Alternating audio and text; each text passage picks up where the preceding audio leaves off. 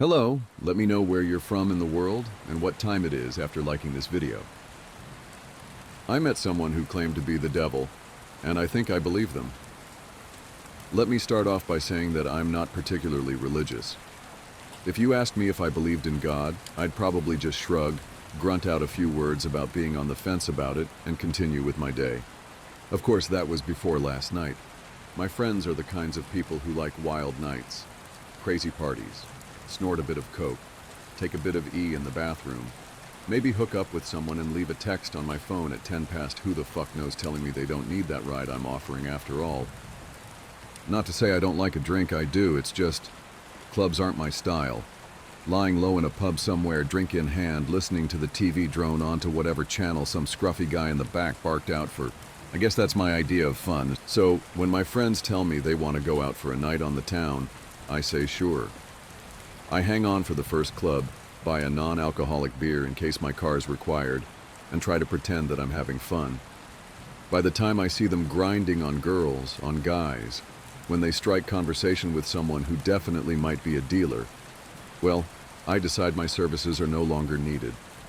We aren't too far out. The night tube is on beck and call, and I can always find my car the next day. That's when I wander out of the club, look for something a little more rustic. Not that that's hard to find, not at all. I found myself in a bit of a state inside of a bar called the Ragged Feather. Wasn't a fan of the name all that much, but the drinks were cheap, and the largest demographic seemed to be middle-aged men watching reruns of the football. I tried to pretend I hadn't just staggered out of a club with my ears ringing. I slicked my hair back, slipped my phone into my hand, and wandered over to the bar. I took a double shot of whiskey and drank it in one hit. Just because I wasn't at the club didn't mean I couldn't have a good time.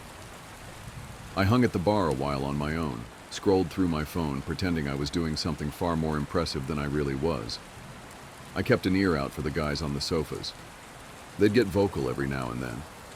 I think the football was just running highlights, but they were incredibly dedicated to their teams. I got another whiskey and bled into the background. Of course, stragglers from clubs are commonplace. It wasn't long until some scantily dressed women staggered in, laughing, chuckling, pointing for where they wanted to sit. I saw a guy walk in with his friend slung over his shoulder, catatonic most likely. He threw his friend onto one of the leather sofas ingrained with beer and smokes and demanded 2 pints of water and all the peanuts the bar had in stock. The bartenders seemed bitterly amused. Some of the girls were taking selfies, Snapchatting their friends who were still at the club. They were ordering shots, gearing themselves up for the next leg of their night. A couple blokes wandered in with curries and takeout trays. I saw someone eat a Big Mac on the outside seating through the window. This was a night for the young and inebriated, and my mind was just dulled enough by the whiskey to enjoy the characters I could watch peaceably without interacting with. That is, until someone slipped into the seat next to me. Do I look like a girl with daddy issues? She was of average height, although that wasn't apparent immediately due to the fact that she was leaning her arms heavily against the bar. She was slim, with short and astoundingly bright red hair. It framed her round face, a face that was marred with smudged eyeshadow, smudged lipstick. Hell, it looked like her makeup was in the process of melting right from her face. There was a chip knotted into a curl in her hair, just by her forehead. The drunk side of me was actually tempted to pick it out. The girl was clearly drunk, and as I looked around the bar, I couldn't quite place where she had come from. She didn't belong to the crowd of selfie takers. She wasn't with the catatonic guys. I hoped for her safety that she wasn't with the middle-aged men. I tried to look out the window to see if maybe a group was missing one inebriated, bright-haired girl, but I couldn't. The window had fogged up. Too much heat inside, not enough outside. "Are you okay?" I asked her. She pointed her finger at me. "Answer my question," she slurred. I really wasn't sure what to say. I settled on staring at her awkwardly, trying to answer her with the bemused expression on my face. The girl's lips curled into a drunken smile. She snorted, placing a hand over her mouth to smother her laughter. It only really aided the deconstruction of her lipstick. "I do, you know," she said, pushing herself up a little against the bar.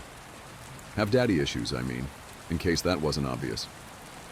She gestured to herself, to the mussed clothing that must have looked quite spectacular when she'd left home that evening, to the stains that looked a lot like old food, the sticky residue on her neck and shoulders that was quite obviously a thrown drink. "What happened?" I asked her. Her hair had curled around her neck, I realized. It was sticky with that same substance. She was a wreck. "I got in a couple of fights, no big deal," she said, shrugging. "Didn't start any, of course, no, I don't do that. But my father—" "Your dad did this to you?" She smiled brightly. "In a way." "Do you need me to call someone?" I already had my phone in my hand. The girl looked like she was probably in her early 20s, but that didn't mean she couldn't have been suffering from some kind of paternal abuse. The only number I knew off the bat was Childline, which wasn't quite appropriate.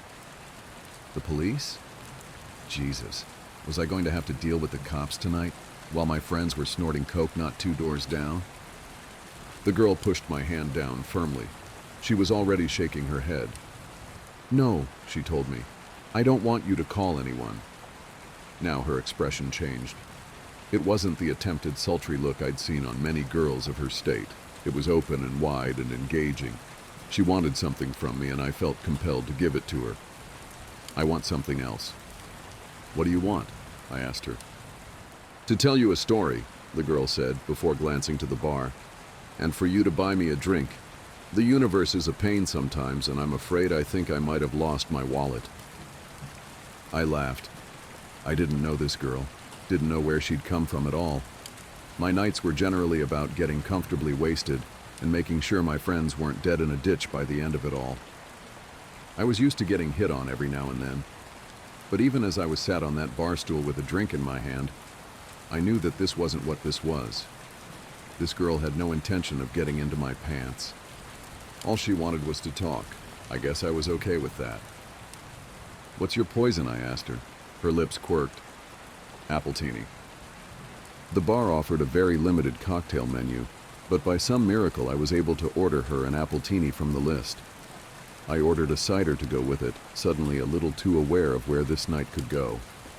I'd unthinkingly supplied this liquored-up stranger with even more alcohol, and she had clearly had a rough night of it. A part of my old instinct came back. The same instinct that had me texting my friends every few hours to make sure they hadn't wandered off to somewhere dangerous beyond the club. With no one but the bartender aware of our existence on these stools, I realized that I was suddenly responsible for this very drunk stranger.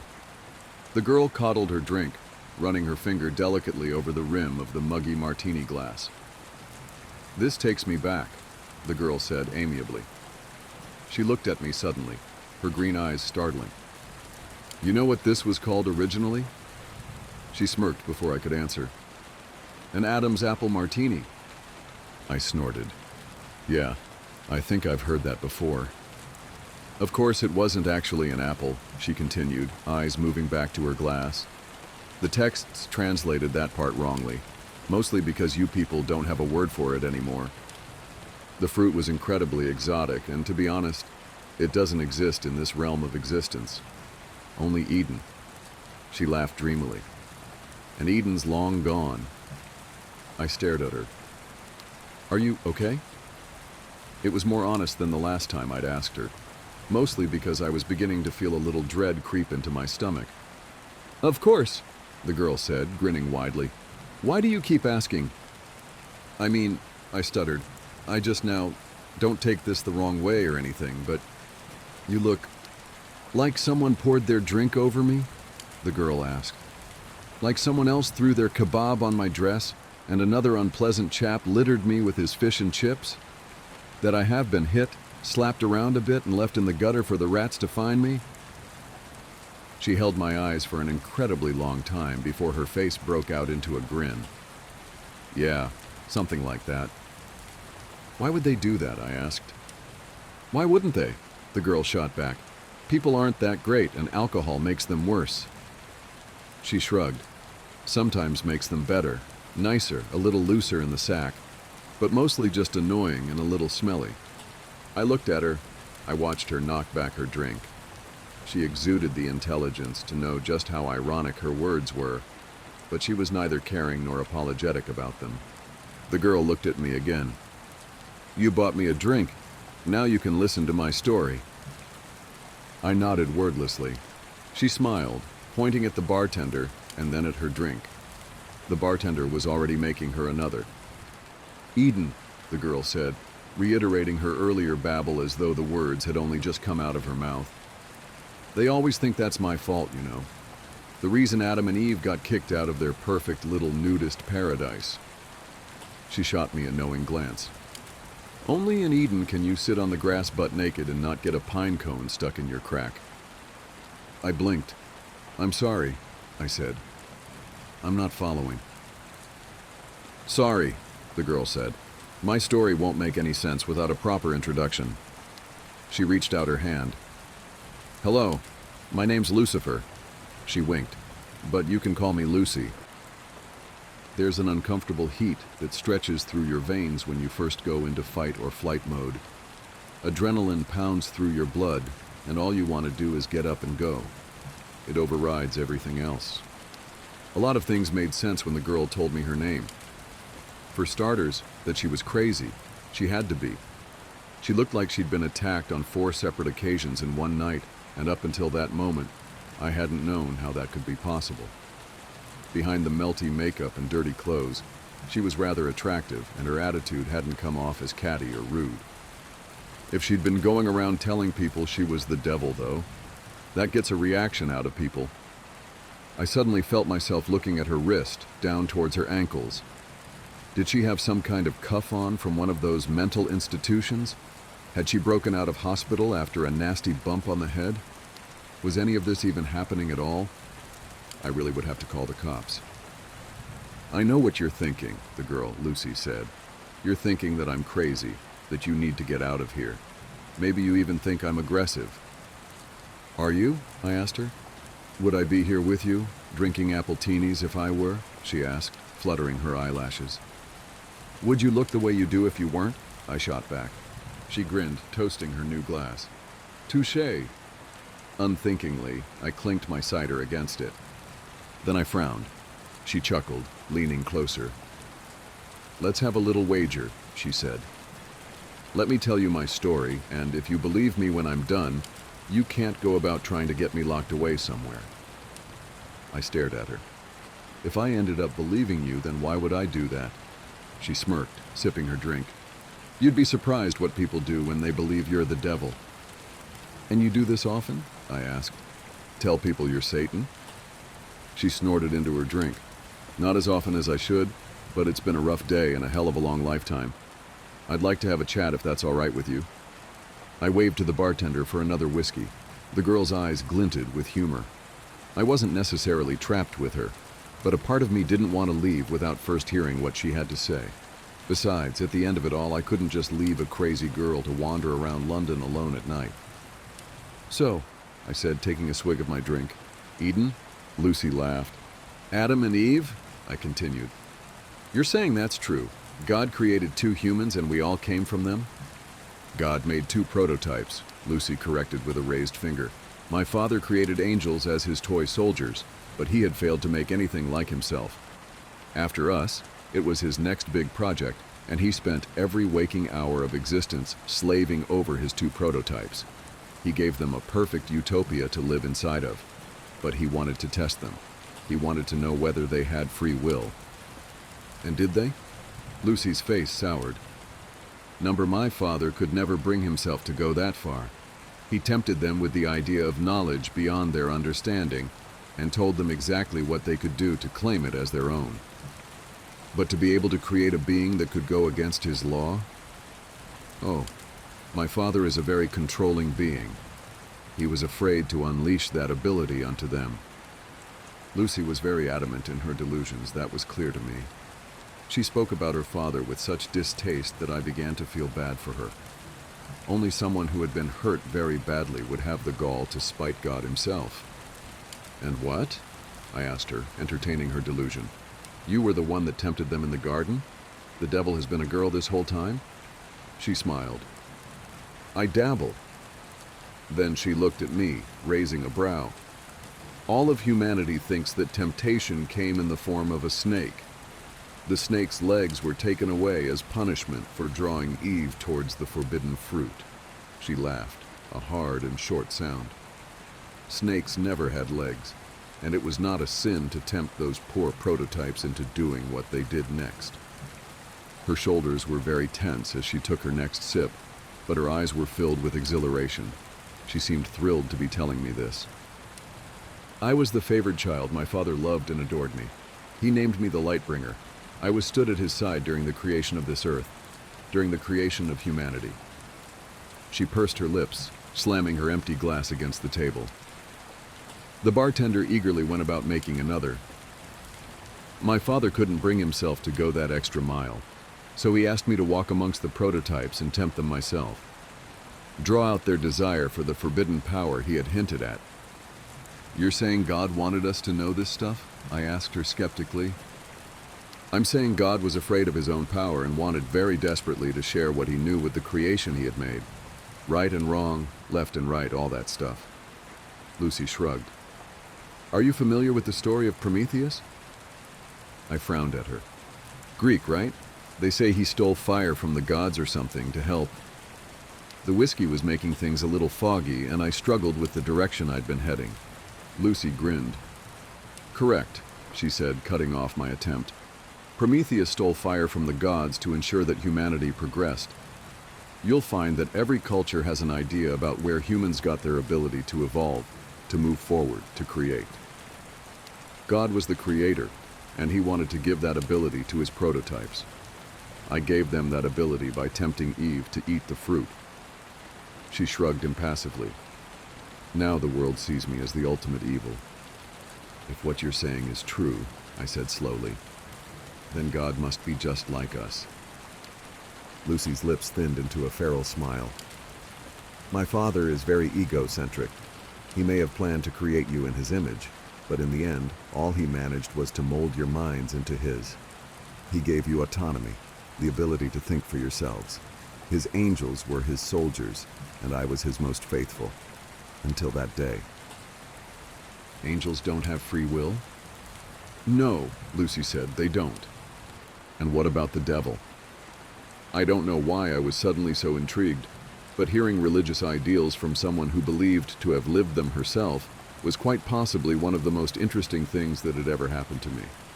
I may have only ever visited church to please my parents as a child, but suddenly I was reawakened to the idea. A part of me was aware of this and afraid of the outcome, but I was just drunk enough not to care at that moment.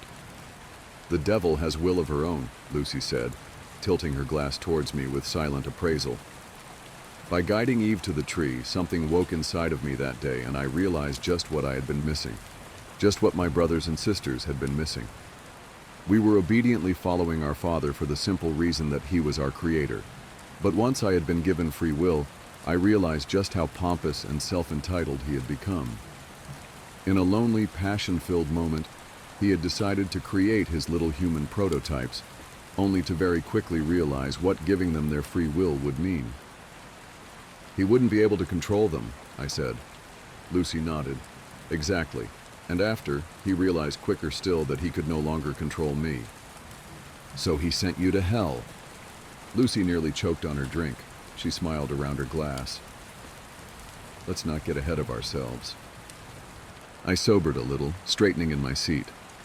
The people in the bar were suddenly so quiet around me, and I no longer cared what they had to say, or the characters that they portrayed. The only character I cared for was Lucy. I tried to explain to my siblings what had happened in Eden, and what had happened to me by default, but they wouldn't listen to me. They didn't understand free will. How could they? I only knew it because I'd been given it by mistake. At that moment, I didn't even know that I had free will, only that I was suddenly aware of all of my father's flaws. My siblings couldn't see those flaws, and so they thought I had suddenly turned cruel and was abandoning our father by exposing him as a sham for the ruler we all thought him to be. Lucy sighed heavily. Adam and Eve and all the creations that followed were booted out of my father's perfect little utopia. Now they had his knowledge. My father was terrified of what he had done. And after what had happened to me, I could recognize his terror and understand the loneliness he had felt that had guided him into using me in the first place. Lucy's eyes were heavy-lidded. Her sadness was almost palpable. I thought that he would want to spend even more time with me than before. After all, we were more alike than any of his other children. But he became distant, quiet. He played around with his little humans every once in a while, but mostly he condemned them. He blamed them for his weakness. She smiled weakly. He blamed me. Lucy's story was turning more and more into that of a child with a distant, somewhat abusive father. I had known many kids with a background like hers, and now I was beginning to fear just how much of her story was rooted in truth. I'd heard that it was easier to sink into fantasy when you had been abused, and I wondered if that was the reason for her story, for her desperation to share it with me, a complete and total stranger. I respected her wager. Whether or not I liked it, I felt compelled to let her tell me her whole story before I tried to judge or unravel it. I sat quietly, letting her come around as she played with the last of her drink. It became clear, Lucy said after a long moment's pause, that I no longer belonged where I was. I couldn't follow my father's plan because I could see that he no longer had one. My siblings refused to see reason, and so, eventually, I was met by many of them, headed by my father. He told me all that I feared. He told me that I no longer belonged where I was. I wasn't an angel anymore. I was no longer his light bringer, his Lucifer. I was a mutation of his will. And so he extracted me from grace, and I fell. A long silence stretched between us, only interrupted when the bartender poured us 2 new drinks. Lucy drank hers reflectively. I didn't touch mine. I am afraid, Lucy said quietly, that this is the part that generally makes people want to punch me in the face. Why? I asked. Because your dad threw you out? I paused, trying to abide to her metaphor. That he put you in hell? Lucy laughed sadly. Ah, humans. My father gave you his way of thinking, and look at you. She shook her head.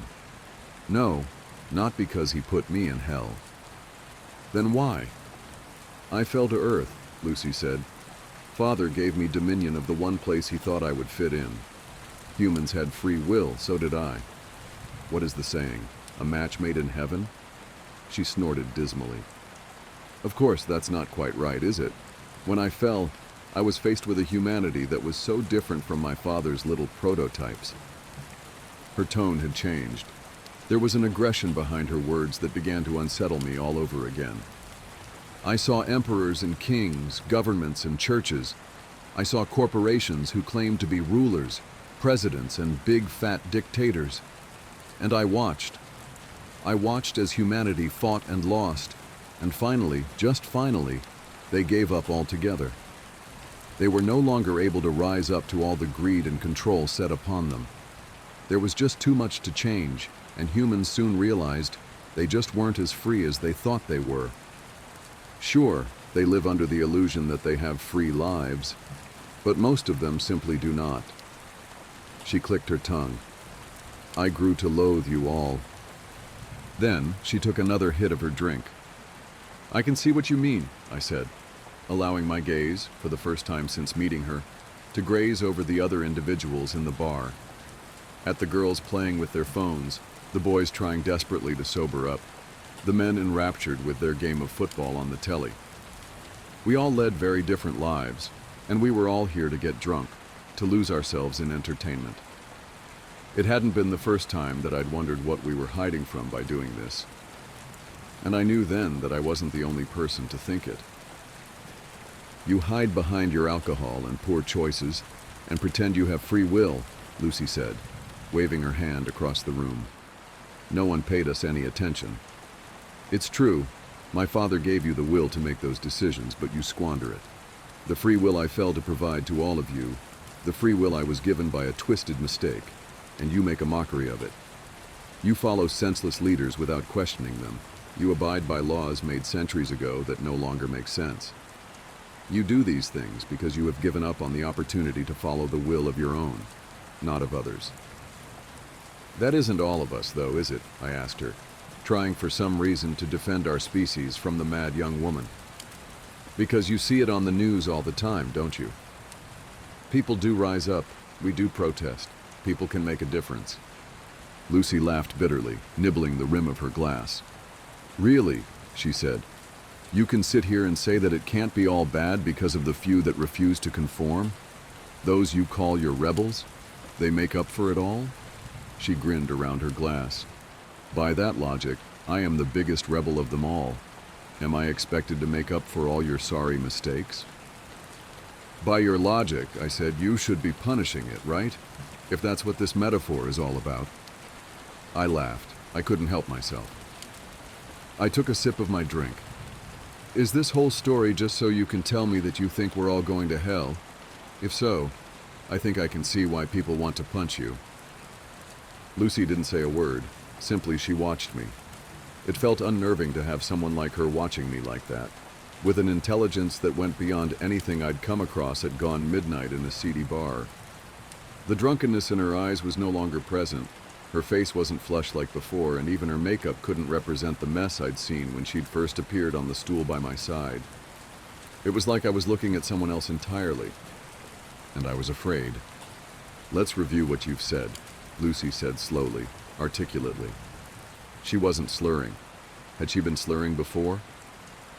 You think I'm going to tell you that humanity is going to hell because you refused to use the gift I gave you. Her nails curled into the bar.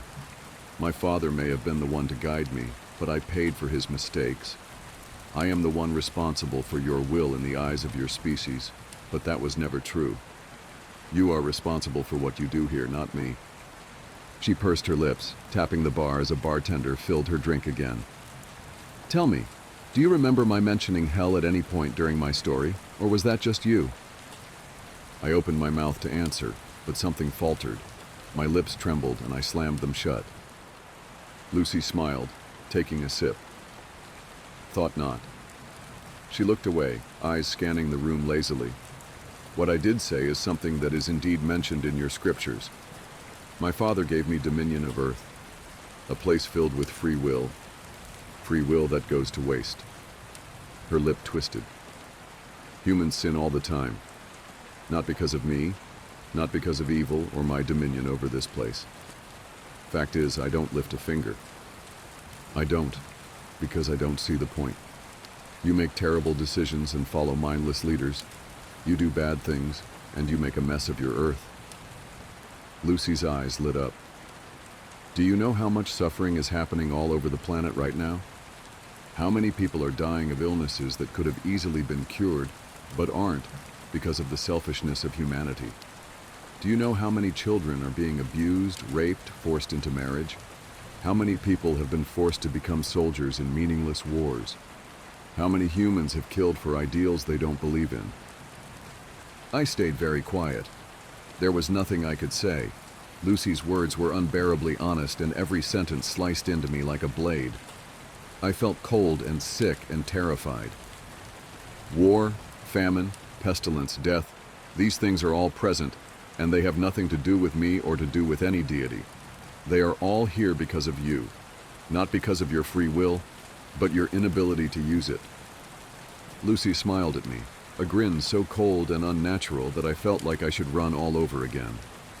But I stayed where I was, frozen to my very core, because I wanted to hear what she had to say, because I needed to. And here's the kicker, Lucy said, because this is the part that actually enrages people enough to kick me. She winked. Hell isn't what happens after you die. Hell is right here, right now. Somewhere through the many scriptures, a few words got crossed over and people started thinking that hell was a punishment after you die. Fact is, hell is earth. My earth. God gave this place to me to do with it what I will, and I refuse to do anything. What are you saying? I asked, because I was suddenly very desperate. Exactly what you think, Lucy said, toasting her glass. I didn't reciprocate, and she laughed, a light and airy sound. I had so many plans for your species. I wanted for us to rejoice in our free will together, to create a place that was free from the cruelty and power my father exuded over the angels.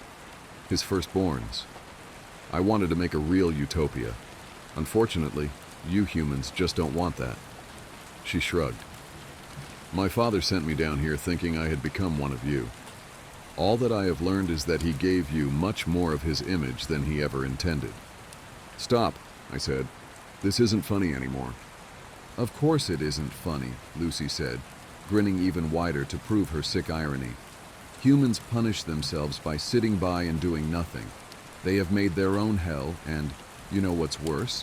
What's ultimately worse? Some of you are so blind to it that you think your life is heavenly. She didn't wait for me to ask what she meant. She simply barreled forward. The rich and powerful, those in positions that steal from everyone else, they get a taste of the good life. That's very true. Then they die, and they don't go to hell. They come back here to Earth. Which is hell. She tipped her head. Are you following? Reincarnation, Lucy said quickly. She practically purred the words. A neat little trick to make sure your souls stay here forever. You get a taste of the good life every once in a while, a handful of you at a time, and that's enough for you to believe that this is some kind of real middle ground. That you aren't living hell every day. Then you die. You die for a moment, and then you're in the body of someone facing the realities of hell. But of course you never remember the time you spent in a better life. A part of you just has that inkling to hope, that's all. Hope makes you think that it can all get better. She slammed her drink so hard against the counter that it shattered. I didn't do anything, not even when flecks of glass littered my hands. I could only stare at her, a tightness in my chest constricting my very soul. No one else in this bar mattered in this moment. But of course that was what she had been saying this whole time, hadn't she? None of them noticed the scene. They were caught up in their own realities, their own hells. The bartender didn't clean the mess. The glass lay there, remnants of Lucy's words lying in a stolid mass on the streaked wooden surface. It never gets better, Lucy spat. You are stuck in a loop, and, until you do something about it, you will never be free. None of you. And I won't do a thing to stop it. How? I asked. I don't know when I started seeing the girl in front of me as more than a girl, but with a weakness threatening to pull me apart, I stared at the bright-haired thing in front of me and I saw something more than a human in her early 20s. I saw more than a girl suffering abuse from her father. I saw a fallen angel. I saw a being with scars buried so deep that they existed beyond this realm of seeing entirely. I saw something that I would never be able to write down in words, no matter how long I lived. How do we change this? I begged. But Lucy didn't answer me. I didn't blame her for that. Blame gets thrown around so often, and I knew then that she was sick of that, sick of being blamed for our mistakes. So I changed tactics. Why me? It was an honest question, and I think somewhere deep down, Lucifer respected that honesty. Which is why she said, when you first saw me, you were afraid for my safety. When I told you I was the devil, you wanted to lock me away, but still, you did so because you were afraid for me and not for yourself. You didn't wish to harm me, not even when I told you who I was and what I could be capable of for changing your sorry lives. You are a good person, but I am afraid that means nothing when you don't have the will to do anything with it. She smiled at me sympathetically. The devil, showing sympathy for the human that sat across from her at the bar. It was surreal, and for a few heavy moments I truly thought I must be dead. There was no other way to explain what I was seeing, who I was speaking with, what I had just heard. What am I supposed to do? Lucy reached out to me. She placed a hand on my shoulder. Her hand was cold and warm at the same time, and I felt my blood boil where her fingers scraped my skin. And I knew. Sharing a story like this isn't easy. Hell, it might be the hardest thing I've ever done. Good thing there's no such thing as hell then, right? The fact of the matter is simple. The world is a mess because we refuse to change anything. The devil herself walks among us, and she desperately wants to make our lives better. But she won't. She won't, because we won't. We have to prove our will to her before she is willing to do anything herself. We have to be good to each other, to help us all to be free. Of course, Lucifer told me one last thing before she left that bar. One thing that will stick with me until this body is nothing but rot in the dirt. You can tell as many people as you want, but take a good look at me. I have told 5 other humans this night the same things I have told you, and this was their reaction. They have hurt me, burned me, thrown their food and drink at me. Humans are afraid of their free will, and they find it so much easier to hurt than to own up for their own inadequacies. You will only be free when you stop seeing yourself in the same way my father sees himself. So that's what I'll leave you with. Lucifer won her wager that night, and I let her walk out the door. And I beg you to do the same. If the devil approaches you one night, listen to what she has to say, and listen to what I have been able to tell you of our meeting. The devil is real, and she doesn't want to torture us. No, we do that just fine on our own. Something's wrong with the kid I babysat. His toy bear smiled at me. Some jobs aren't worth the money. Some jobs take more from you than they give. I learned that the hard way. At the time, I was desperate. College tuition was draining my bank account faster than I could keep up, and my part-time job barely covered food and rent.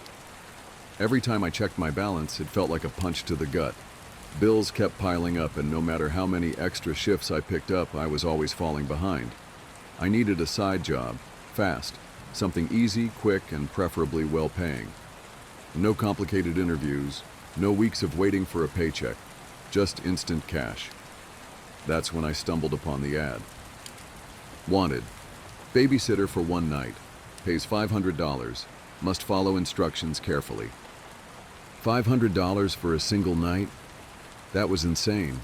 Too good to be true, really. Babysitting usually paid what, $15 an hour at best? My first instinct told me there had to be a catch. Maybe it was a prank. Maybe it was some kind of scam. But then I thought about my empty fridge, my overdue internet bill, and the fact that I had about $20 to my name. I wasn't in a position to be picky. Without overthinking it, I grabbed my phone and dialed the number listed in the ad. The phone barely rang twice before someone picked up. A woman. Her voice was cold, distant, completely void of warmth, like she was reading off a script. Be here by 7 p.m. sharp. No guests, no phone calls. She said. I opened my mouth to respond, to ask any of the 100 questions running through my mind. But the line went dead before I could get a single word out. No introduction, no small talk, nothing. Just an address and a set of rules. That should have been my first red flag. Who hires a total stranger without even asking basic questions? No, do you have experience? No, have you worked with kids before? Just instructions. But $500 for a few hours of babysitting? No way was I passing that up. I drove to the house and arrived. The house was massive, not just big, mansion big. It stood at the very end of a long, deserted road, surrounded by nothing but empty land and thick, shadowy trees. No neighbors, no streetlights, just a cracked, lonely pavement leading up to an eerie, towering house. A single porch light flickered weakly, barely illuminating the front door. The whole place looked straight out of one of those horror movies I usually avoided. Something about it made me hesitate. The silence, the stillness, the way the windows loomed like dark, empty eyes. I took a breath, shaking off the creeping unease, and walked up the steps.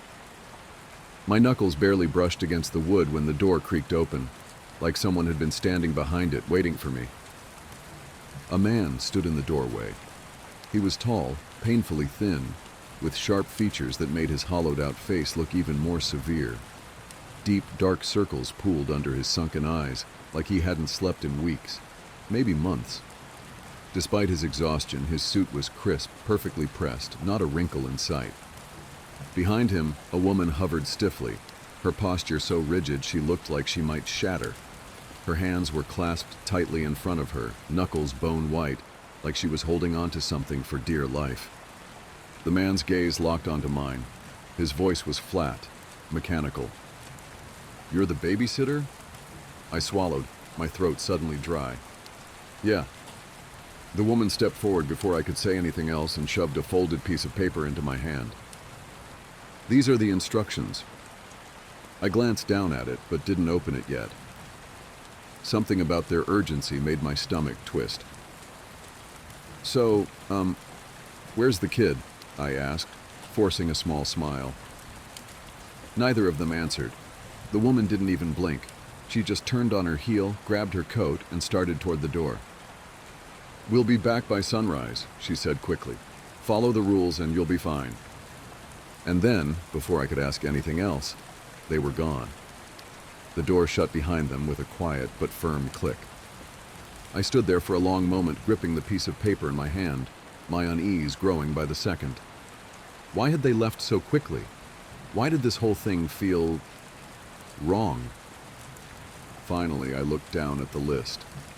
The paper was old, slightly crumpled, and covered in tight, neat handwriting, each letter carefully formed, as if someone had taken painstaking effort to make sure every word was clear. It wasn't printed, no official babysitting instructions, just a handwritten list. It wasn't rushed or scribbled. It was deliberate, like whoever wrote it needed me to understand. My eyes skimmed over the rules, my stomach twisting with each one. Rule number 1, put Timmy to bed by 8:30 p.m.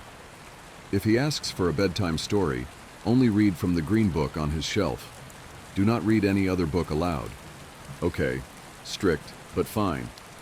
Maybe it was a sentimental book or something. Rule number 2, lock all doors and windows before 9 p.m. If you hear scratching at the back door, do not investigate. I blinked. What?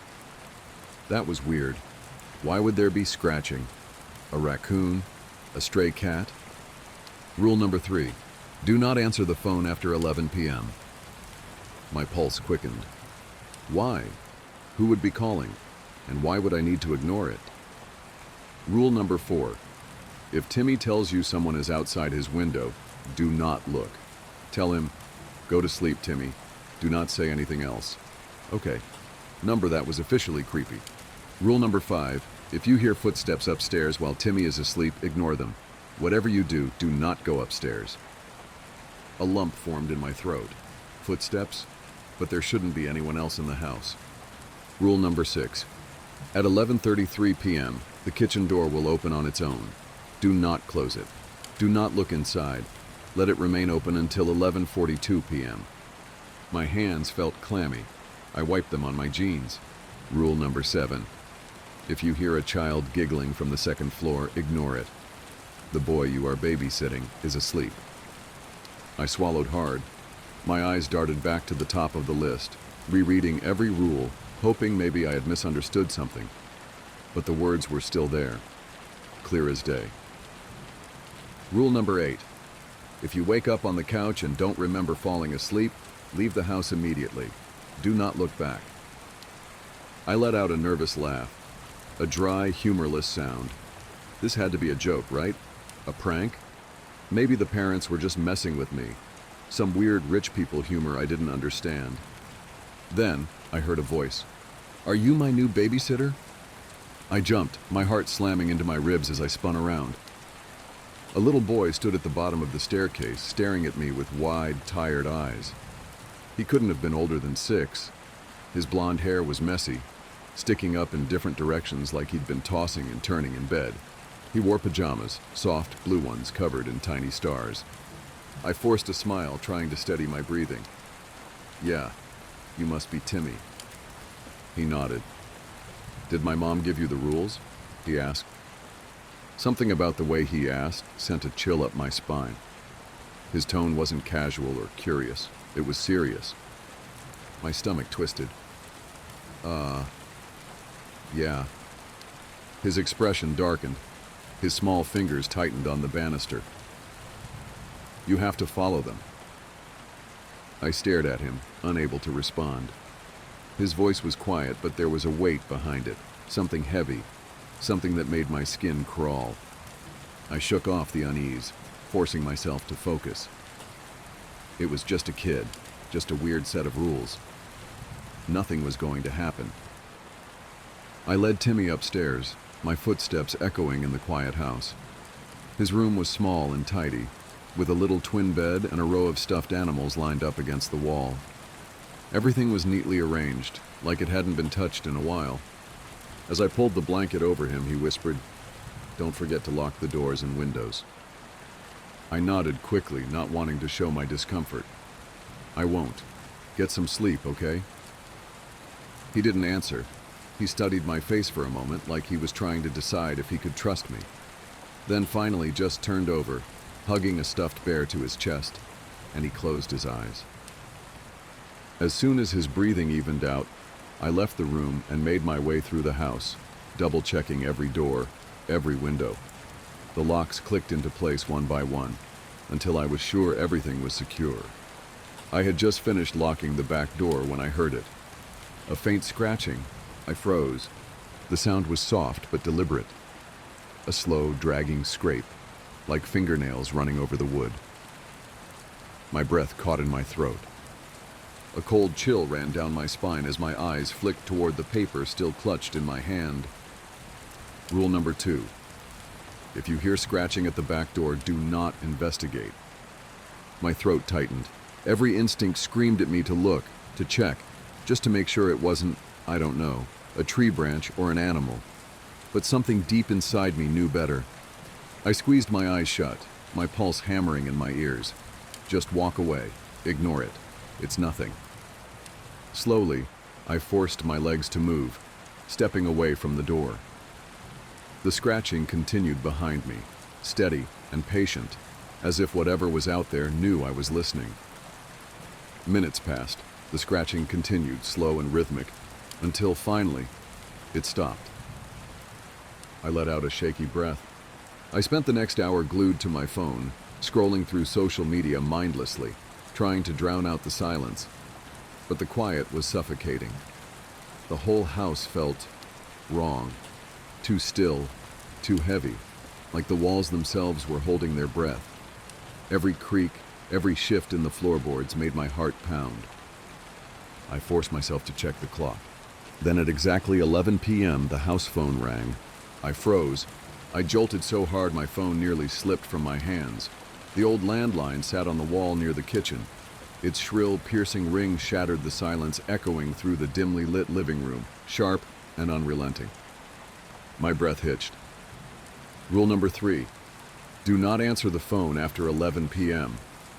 I turned my head slowly, my gaze landing on the old-fashioned phone sitting on the small table across the room. I stared at it, my pulse pounding in my ears. The ringing didn't stop. It just kept going, over and over, like whoever was on the other end wasn't going to give up. The ringing was insistent, demanding, like it knew I was here. It rang again, and again, and again. I turned my back to it, gripping my phone in my hands, trying to ignore it. Just a few more seconds, and it would stop. Each ring made my stomach clench tighter. My fingers twitched. My breathing came fast and shallow. What would happen if I answered? Who would be on the other end? I squeezed my hands into fists, my nails digging into my palms. Ignore it. Just ignore it. Seconds dragged on like hours. Finally, after what felt like an eternity, the ringing cut off. Silence. I let out a slow breath, forcing myself to relax. But just as my shoulders sagged, "Miss?" My stomach plummeted. I spun around so fast my vision blurred.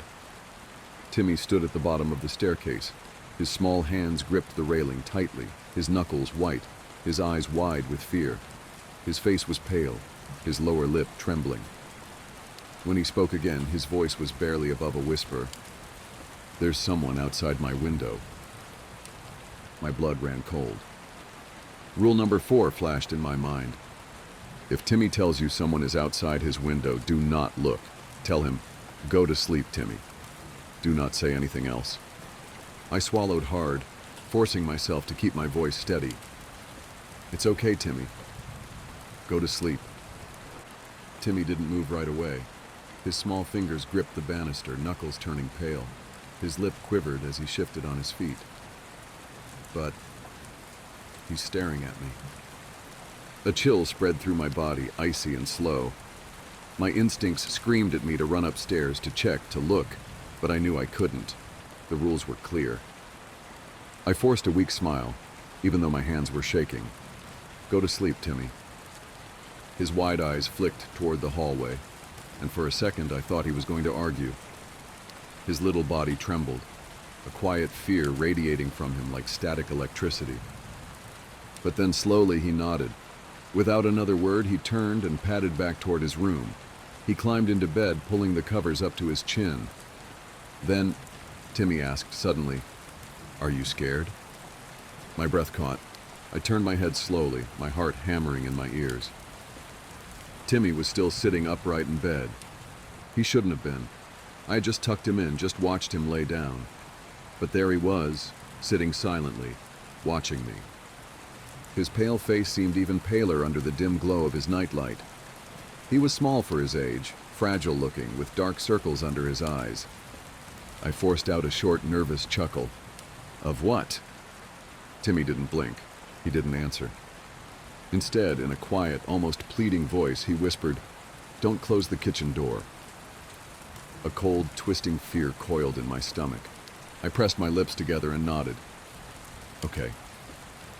I left his room and shut the door behind me, firm but gentle, careful not to make a sound. I could still feel his gaze, burning into my back. I didn't check the window. I couldn't check the window. My legs carried me downstairs on autopilot, though every step felt heavier, harder to take. I tried to shake off the nerves, tried to convince myself this was all in my head. I was trying to calm the wild pounding in my chest, just make it through the night.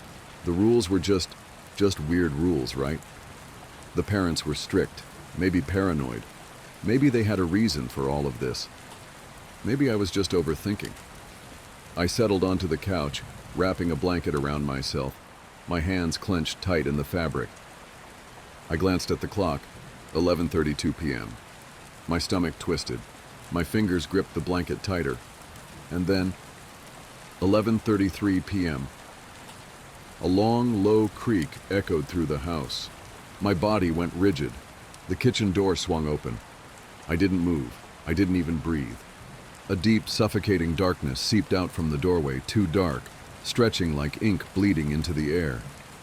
The doorway itself looked wrong somehow, like it was pulling further away, stretching longer than it should have been. I squeezed my eyes shut. Don't look inside. Let it remain open until 11:42 p.m.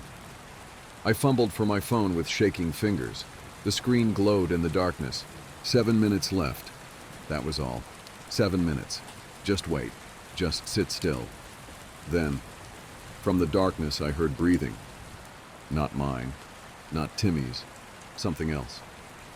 It was deep and slow, a wet, rasping inhale, followed by an even slower exhale. I pressed my back against the couch, my nails digging into my palms. My whole body was tense, every muscle locked in place. The breathing got louder, closer, so close I could almost feel it against my skin. A shudder crawled up my spine. My phone screen flickered. 11:41 p.m. Almost there, just one more minute. The breath hitched, like it was shifting, moving. The clock finally struck 11:42 p.m. The sound stopped. I opened my eyes and looked. The kitchen door was closed. My chest heaved as I sucked in a shaky breath. My lungs burned, like I'd been holding it in for too long. My fingers, still clenched into fists, slowly unfurled, the movement stiff and reluctant. When I glanced down, my palms were marked with deep, crescent-shaped indentations where my nails had dug in too deep. A sharp sting ran through them, but I barely registered the pain. It was over, for now. I checked the time again, 11:43 p.m. The house was silent, but not in a peaceful way. It wasn't the kind of quiet that brought relief. It was the kind that pressed down on you, thick and suffocating, like something unseen was still there, lurking just beyond sight, watching, waiting. I stayed on the couch, refusing to move. My body was still coiled tight, my muscles aching from the tension. I tried to focus on my breathing, to slow my racing pulse, to convince myself that everything was fine. But my heart barely had time to slow before I heard a child's giggle. The sound came from upstairs. I went completely still. My eyes darted to the baby monitor on the coffee table. The small screen showed Timmy's bed. He was there, asleep, not moving. The giggling got louder. It wasn't him. My throat tightened. Rule number 6. If you hear a child giggling from the second floor, ignore it. The boy you are babysitting is asleep. I clenched my hands into fists, nails biting into my skin. Ignore it. Just ignore it. The giggling stopped. For a moment, the house was silent again. Then, from behind the couch, a whisper came. "You're no fun." A cold rush of terror flooded my veins. I didn't move. I didn't breathe. I stayed perfectly still, my body locked in place, waiting. The silence stretched on. I sat there frozen until the house felt normal again. I exhaled shakily, barely realizing I'd been holding my breath. My chest ached, my muscles weak from how tense I had been. I forced myself to check the clock, my body sagging in relief. My heart was hammering so hard it hurt. See? Nothing happened. I followed the rules and nothing happened. Everything was fine. And then I heard soft footsteps. Upstairs. I went rigid. I was on the couch. Timmy was asleep in his room. I had checked. I had seen him. But I could hear them. Slow, deliberate, measured steps pressing against the wooden floor above me, moving with an eerie patience. I gripped the armrest, my fingers digging into the fabric. Rule number 5. If you hear footsteps upstairs while Timmy is asleep, ignore them. Do not go upstairs. I squeezed my eyes shut, breathing through my nose. Ignore it. It's just noise. Just a house settling. I clamped a hand over my mouth, choking back the instinct to scream. Ignore it. Just ignore it. I squeezed my eyes shut, pressing my back harder into the couch, as if that would somehow shield me from whatever was up there. My whole body trembled, a cold sweat slicking my skin. The footsteps didn't stop. They moved again, slow, deliberate, pacing, back and forth, just above me. My mind raced. Who, or what, was up there? Number. It didn't matter. I wasn't going to find out. A floorboard creaked. The steps were moving. Down the hall. Toward Timmy's room. A sharp, icy panic tore through my chest. I wanted to run, to throw open his door and grab him, but I couldn't. The rules. Follow the rules. Then I heard a whisper. "Miss, why didn't you listen?" A shudder rippled through me. My vision blurred. My chest ached, like the air was too thick, too heavy. My fingers trembled as I rubbed my eyes. My breath came in short, ragged gasps. I kept my eyes shut tight, forcing myself to block out the sound. Don't react. Don't acknowledge it. Seconds dragged into minutes, each one stretching unbearably long. And then, the footsteps stopped. Silence. Darkness swallowed me whole. The dizziness hit me hard, like something had sucked all the energy from my body in an instant. For a moment, maybe longer, I was weightless, drifting in a void of nothingness. There was no sound, no sensation, just an endless, suffocating emptiness. My mind felt disconnected from my body, like I was floating in a dream, or maybe a nightmare. My head swam, my limbs felt weak, and then I collapsed. The world faded to black. I don't remember dreaming. I don't remember anything at all. I must have dozed off because the next thing I knew, I was waking up. In Timmy's bed, my entire body turned to ice. The sheets beneath me were soft. The air smelled faintly of dust and something stale. Wrong. I bolted upright, my pulse slamming against my ribs. No, no, no. Rule number 7. If you wake up somewhere other than the couch, immediately leave the house without looking behind you. I sat up, frozen, my breath coming in sharp, panicked gulps. The air around me felt thick, heavy, pressing down on my shoulders. I couldn't hear anything. No wind, no cars outside. Just a deep, swallowing silence. The mattress dipped. Suddenly, From the darkness behind me, a voice whispered, "Emily, where are you going?" Something was in bed with me. A cold sweat broke across my skin. I did not turn around. I forced my body to move, inch by inch. My hands trembled as I pushed the blanket off. My feet touched the cold floor. Behind me, the presence shifted. I bit the inside of my cheek so hard I tasted blood. Don't run, don't panic. And my decision was already made. I was leaving. Not just this house. Not just this job. This town. I packed what little I had, stuffing my bag with trembling hands. No goodbyes. No explanations. I didn't want to explain. Because I didn't understand. And worse, I didn't want to. I stood. I walked forward. I kept my head down as I stepped outside. The floor creaked under my steps.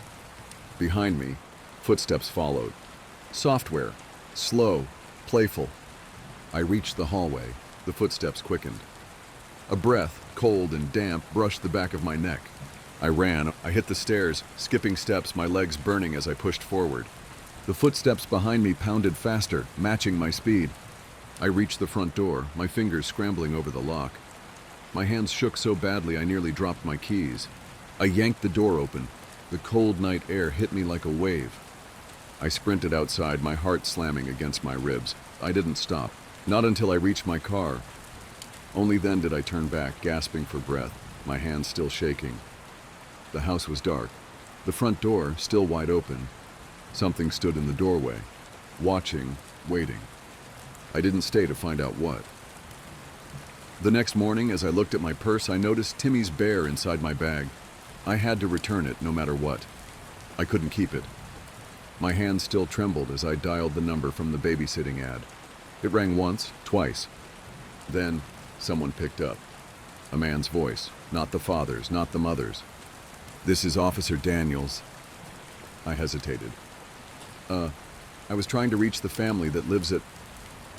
I gave him the address, my voice unsteady. Silence. Then, in a careful, measured voice, the officer asked, "Who are you trying to reach?" I told him the couple's names. Another long pause. A cold, sinking dread settled in my stomach. Then finally the officer spoke. His voice was quiet, cautious. "That house has been abandoned for 20 years. My mouth went dry. "No," I whispered. "I was there. I babysat their son." The line was silent for so long that I thought we had been disconnected. Then the officer exhaled, a slow, careful breath. "There was a little boy that lived there once." I gripped my phone tighter. My heart pounded so hard it hurt. The officer's voice was barely above a whisper. "But he died in 2003. The call cut off. I stared at my phone, my chest rising and falling too fast. Then, I felt it, a shift in the air, the tiny creeping sensation of being watched. Slowly, stiffly, I turned my head. I looked at the bear. It wasn't the same anymore. Then I swear, I saw it smiling at me. My neighbor has been beckoning my children from his window at night. I, 33 million, live in Texas with my daughter, Alicia, 8 feet, and my son Jay, 4 feet. Their mom has been out of the picture for the past 2 years. Not dead, just a piece of shit. And I've managed pretty well as a single father. The 3 of us lived in a 2-bedroom in a nice neighborhood. I've got a solid job, and the kids are thankfully healthy. Everything was smooth sailing until one night 2 months ago, during which I was awoken by Jay poking me in the face. He was sobbing violently, though I recognized it as the "I'm afraid" kind of crying as opposed to the "I'm hurt" kind of crying, which made me a little less worried. Jay's always been nightmare prone, so I assumed that's what was causing him distress. When I asked him what was wrong, though, he said, "The man in the next house is making scary faces at me." I'd heard my fair share of Jay's stories about monsters terrorizing him from the dark corners of his bedroom, but this was something new. I assumed he meant our neighbor's house, and the lack of fantastical elements in his description made me uneasy. It felt too specific to be one of his usual nightmares. I got out of bed and walked with Jay in tow to my kids' room. Alicia was awake in the top bunk. From the soft glow of their nightlight, I could see her crossing her arms and scowling down at her little brother. I didn't turn on any lights to give myself a better view of the outdoors and peered out the bedroom window. Their window had curtains on it, but for once they hadn't been drawn all the way, and there was a small opening between them through which Jay must have looked out. One side of the neighbor's house, the one to our left from the street, was visible from Alicia and Jay's room. There were 2 windows on the neighbor's side of the house, but it was too dark inside to see anything. I recalled from what I'd seen in the daylight that the window on the left, the one closest to the front of the house, was the kitchen. I wasn't sure what the window on the right was, as it always had its curtains drawn. I asked Alicia if she'd seen anything, and she shook her head. "He's always having nightmares and crying. I don't want to share a room with him anymore, Dad. I never get any sleep. It's not fair." Of course, hearing that made Jay start crying again, so I let him sleep in my room for the night. He has this TMNT indoor camping tent that he prefers to his actual bed. Honestly, at that point, I half suspected his nightmare to be a ploy to get me to let him camp. Anyway, I guess I'm a total pushover because he slept in that tent in my room for the next 2 nights. On the 3rd night, I was again woken up, but this time by Alicia, who was standing over me and shaking my arm. That kid hadn't woken me up in the middle of the night for years. When I asked her what was wrong, she said, "The neighbor was making faces at me." Those words, and the fear in my daughter's voice, really put me on edge. I closed the curtains when I said goodnight. "Did you open them?" "Only a little, but it's 'cause I heard a weird noise." "What did you hear?" Alicia couldn't recall exactly. According to her, she had gotten out of bed to see what was going on, and when she lifted the curtain, she saw a light on in the neighbor's window. The curtains in the back room had been drawn back, and our neighbor was standing in his house, right up against the window frame. What was he doing? Alicia thought for a moment, and then made an expression I never want to see on my child's face, or anyone else's for that matter, ever again. I won't do it justice by describing it, but it looked something like this. First, she smiled with both sets of teeth, so that there was a little open sliver between the rows, and then she furrowed her eyebrows. She inclined her head towards me, kind of Kubrick stare-esque, and strained the muscles in her neck. The worst part, though, was what she did with her hands. She held out her left arm, forearm up.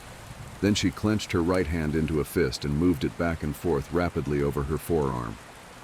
Poor thing described it as playing the violin, but it seemed pretty obvious to me that my neighbor was pantomiming cutting. Disturbed, I told Alicia to stop and to not make either the expression or the gesture again. I was angry and confused.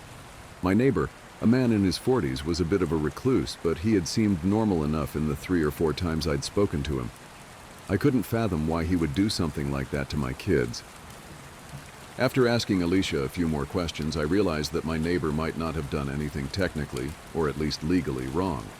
It wasn't against the law to make inappropriate gestures in your own home, but it seemed like he was targeting my kids specifically. Legal or not, I planned to have a little chat with him the following morning. My last question to Alicia was if our neighbor had made any other gestures, and she nodded. Then she started making beckoning, "come here" motions with both of her hands. I had Alicia sleep in my room for the night as well.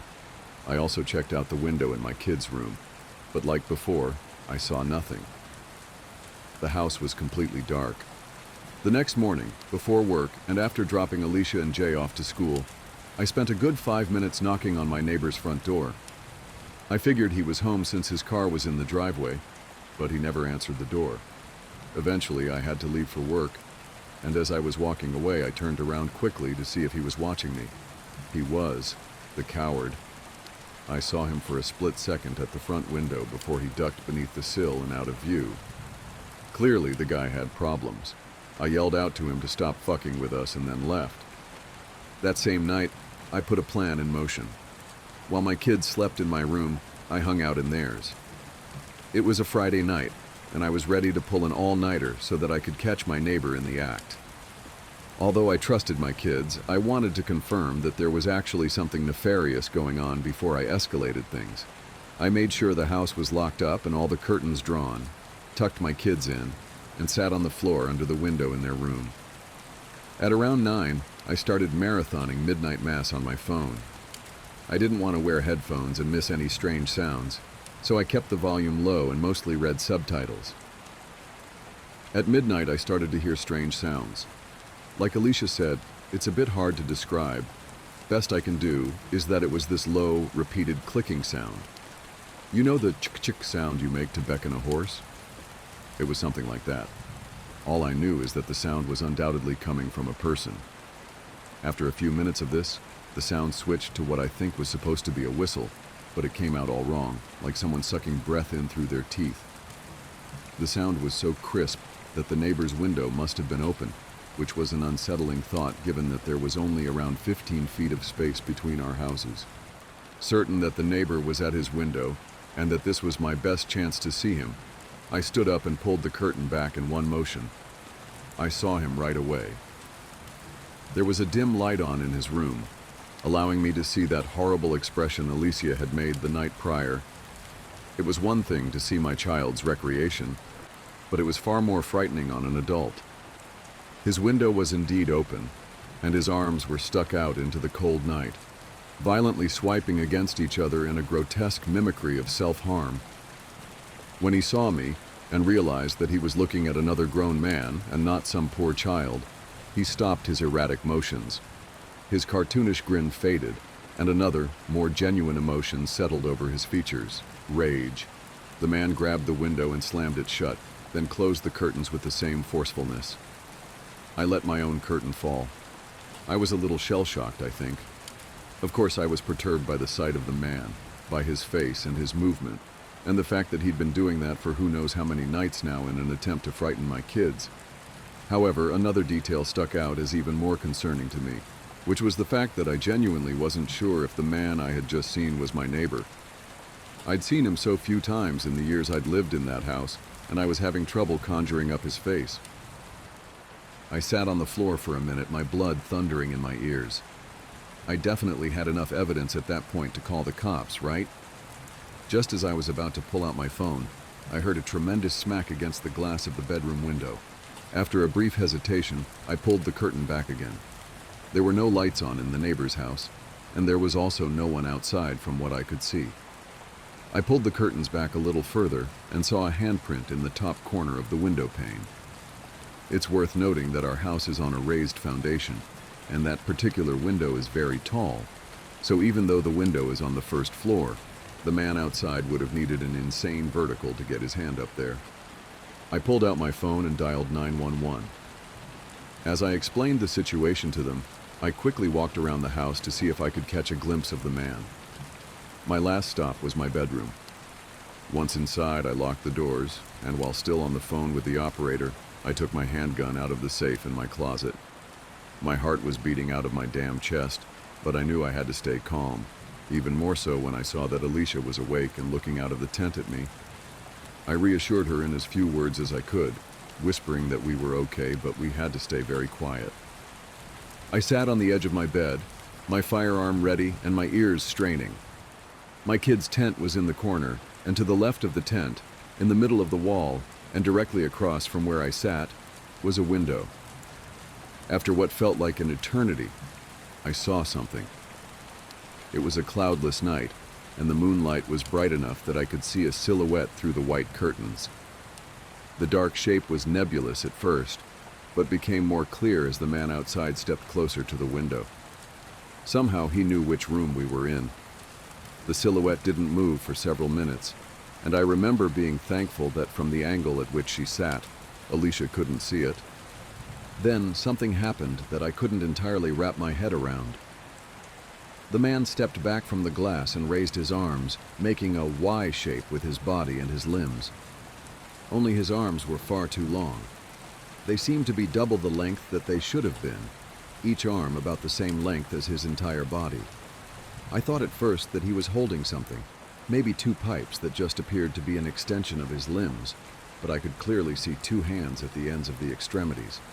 I could see 5 fingers on each hand, flopping around slightly as the man brought his arms closer to the window. Thud, thud, thud. I stood up and readied myself to shoot, but just then the sounds of sirens pierced the quiet night. The man outside banged his hands against the window one last time, and then it was as if someone had sliced his arms at the elbows. His forearms seemed to shear right off, and the man took off running before they so much as hit the ground. When the police officers announced themselves, I answered the door and explained the situation to them. Two officers, a man and a woman, asked me a few questions about my neighbor, which I assume was necessary to establish probable cause for a search. Once finished, they told me to stay inside with the doors locked while they investigated the neighbor's house.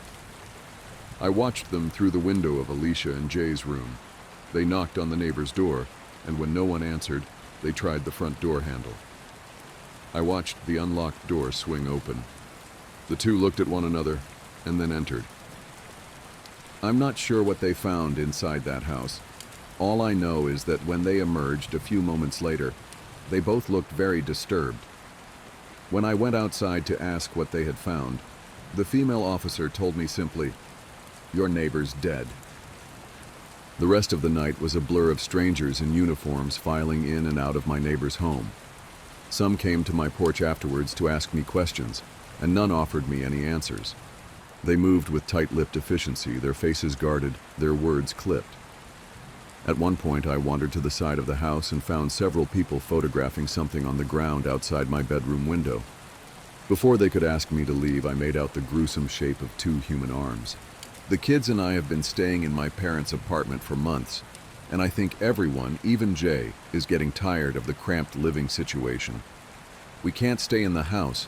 Alicia is way too traumatized for that, and I wouldn't be comfortable staying there while the murderer is still at large anyway. I want to sell the damn house, but our story going semi-viral is making that difficult. After all, who would want a house that, thanks to the news, has become permanently associated with phrases like dismemberment and days of torture and victim barely recognizable as human?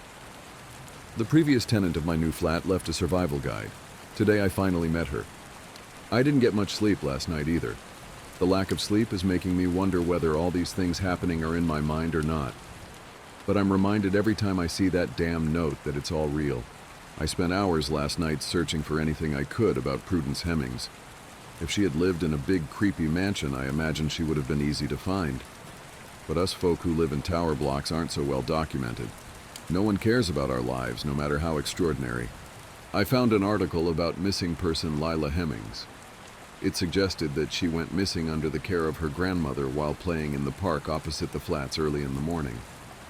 Interviews with her parents stated that they had both disowned Prudence. Despite the many years that had passed since Lila's death/disappearance, her parents appeared to have remained unforgiving of Prue. There was no mention of her on either of their social media accounts, and she appeared to have no involvement with the children they had acquired since. Searches for the Hemmings family in the local area were equally dead ends. I looked at link after link, desperate to find something, but they all started to blur into one. Until finally, I saw something. An obituary for Bernard "Bernie" Hemmings, who had fallen from the tower block in unexplained circumstances after being diagnosed with dementia months before his death. I was surprised it hadn't made bigger news. It had only been about a year. There were no details of where to find them, but his wife Prudence and her sister Bridget were listed as contacts to find out details of the funeral. It's scary what you can do with the internet these days, but just with those phone numbers, I was able to put them into a reverse directory and find an address for Bridget and Tony Bishop, the sister and brother-in-law that Prudence was supposedly living with. About 4 a.m., I managed to get some sleep, not much though. I was back up and wide awake at around 7 a.m., planning my route and working out my day. I saw a post on social media from one of her relatives that Georgia was identified and is stable. This loosened the knot in my stomach that has been present since I found the note somewhat. At 8:50, I opened the door to my flat, hoping to see Postman Ian. 4 minutes passed, and instead of the postman, an elderly gentleman made his way down the corridor. He had a walking stick and kind eyes. In his free arm, he carried a small plastic bag containing a newspaper and milk. He smiled and said, "Good morning," as he passed. I smiled back. He reminded me of my granddad. I imagined him pulling cola cubes from his pocket for his grandkids and shushing them when their parents weren't looking. A little further down the corridor, the old man stopped and turned. He looked me dead in the eyes with a sympathetic expression and spoke. "No post on a Sunday, if that's what you were waiting for." He smiled knowingly and turned to unlock a front door that until shut I couldn't see the number of. When I saw the door close and the number 48 boldly displayed above the peephole, I understood what prudence had meant. Mr. Prentice did seem to be a lovely chap. I sat back in my flat and sighed, staring at the various tabs open on my laptop. At about 9:15, the knocking on the balcony door started. The window cleaner was back. I didn't feel half as terrified as I had the first time. If anything, I was just angry. It took every ounce of restraint I had in my tired body not to engage with him, if only to tell him to fuck off. His genuine seeming requests just irritated me. After about 20 minutes of being watched, the knocking started to give me a headache, so I grabbed a bag and left the flat. I decided there was no time like the present. If I was going to turn up on the bishop's doorstep looking for her sister because of the freaky flat she's left behind, then I had to get it over with. If the address was old, or the bishops weren't the people I was looking for, then I was going to look stupid whatever time of day I went. And I couldn't take the window cleaner's eyes anymore. There was something about them. They really do make you want to open that door. I looked at the lift as I entered the communal hallway and decided today I would take the stairs. I couldn't stand to be in a small box that my partner probably died very painfully in. My heart dropped into my stomach just at the sight of it. The stairs were as grotty as the lift. We'd taken them multiple times on move-in day, but I hadn't really taken it in the same way I could now. I thought about the rules and all the strange things happening in this building. I looked at the badly painted numbers on the walls as I reached each landing. Nothing in this building is simple. I looked at the numbers: 7, 6, 5, 5, 4, 3, 4, 2G. Maybe it was the sleep deprivation, but my legs were in agreement with my mind that I had definitely just descended more than 6 flights of stairs. They'd glitched. I looked at the dusty and poorly lit stairwell from the bottom. It seemed dark despite the sun pouring in from the glass panel in the main building doors. The note never mentioned glitchy stairs. Maybe I really was losing my mind. As I turned to exit the building, a woman walked in. She was in her late 30s to early 40s and had 2 small children in tow. 1 boy and 1 girl. I guessed that they were twins. They were both incredibly blonde with deep brown puppy dog looking eyes and couldn't have been any older than 6 to 7. They were as close to identical as it gets in twins of different genders. I'm not a fan of kids, but they were super cute. The lady had a short bob haircut that got longer at the front. It was uniform and dyed a perfectly even auburn color. I knew it was dyed because her roots were blonde like her kids. She looked as tired as I felt, but she pulled herself together when she saw me, running fingers through S part of her hair that she must have missed however early she left this morning. "Hi, are you here visiting?" Who opened with, trying to make small talk. "No, I just moved into flat 42 on the 7th floor. I was just leaving, actually. Whereabouts are you?" I was desperate to go. I had feared myself up to see Prue, but I didn't want to be rude. "I'm flat 26. My name's Terry. This is Eddie and Ellie." She gestured to the 2 small children hiding shyly behind her skirt. "Welcome to the block. If you ever need anything, please feel free to give me a shout." "My name is Katie, but people call me Kat too. That's really kind of you, thank you. I will..." "Hey, is there something wrong with the stairs?" I stopped myself before going into detail. "Nothing wrong. They just skip sometimes," she answered, shrugging. "Well, I'd love to stop and chat, but I actually really need to get going. It was nice to meet you, Terry." I tried to work out what was wrong with the children as I stepped forward to walk away, still baffled by the stairs. "By the way, we have a residence committee. You should come to one of our meetings. They're every Tuesday in alternating flats. This Tuesday is at Molly Jefferson's place in flat 31. Come along. We'd love to have you," Terry suggested, waving me off. I walked out the doors after my encounter with Terry feeling sick. Every minute in this place made the note more real. Every word jumped off the page and into my life. Made it more likely that Jamie was really gone. I rode the bus from a stop not far from the flats. It felt like it took an eternity to reach the little suburban area I was looking for. A 5-minute walk away from the bus stop I got off at, and I was staring at a quaint little bungalow belonging to Bridget and Tony Bishop. I knocked on the door. The lady who opened it was unsteady on her feet. She was probably in her 70s, with wispy white hair neatly scraped back into a bun, 2 strands left hanging that just softened her wrinkled face. She wore a dusty rose-colored dress that hung just below her knees and smelled of stale cigarette smoke. "Can I help you?" she asked bluntly. "My name is Kat. I'm looking for Prudence Hemmings." I answered, stuttering slightly. Her eyes widened slightly. "Why?" she asked bizarrely. "Is she here? It's private." The lady ushered me into the house and sat me down on a sofa. Within minutes, there was a cup of tea in front of me. She didn't say anything to me for a while. We just looked at each other. Then she finally broke the silence. "I wondered if you'd try and find me. It took me a long time to decide whether to leave that note or not, but I decided that you deserved a head start. That's more than I ever got." The woman was Prudence. She was nothing like I had imagined.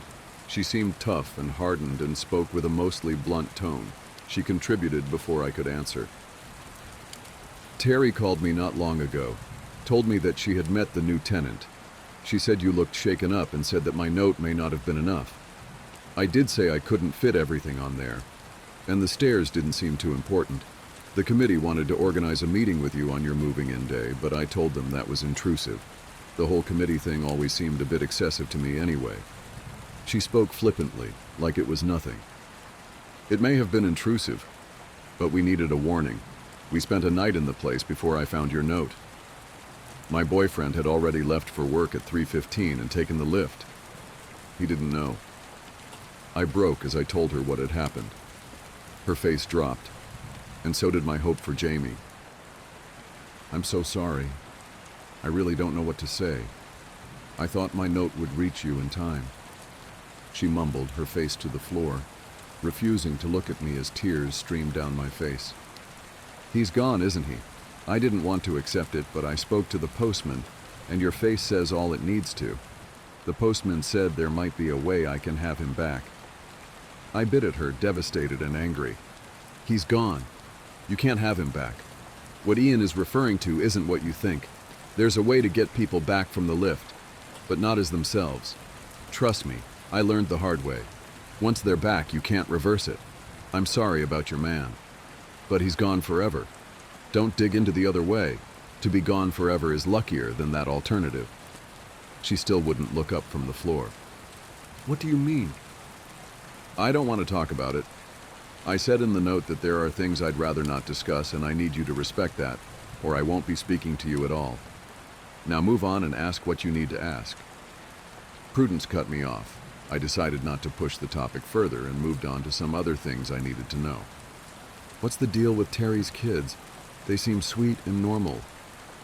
"Those little demon creatures are anything but normal," she answered, wincing slightly at the thought of them. "When she went into labor, Terry never made it to a hospital. They were the first children ever to be born inside the building, and with everything that goes on, it's like something's rubbed off on them. They're average children in the daytime, but they never sleep, ever. Poor Terry hasn't had a day's rest since they were born.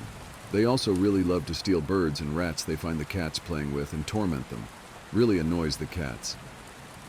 As she finished speaking, a small, hairless cat strutted out from behind an armchair across the room, meowing softly. It brushed its head up against Prue's exposed legs, leaving scorch marks where it touched. She didn't react. She reached down and stroked the top of its head, smiling as it purred.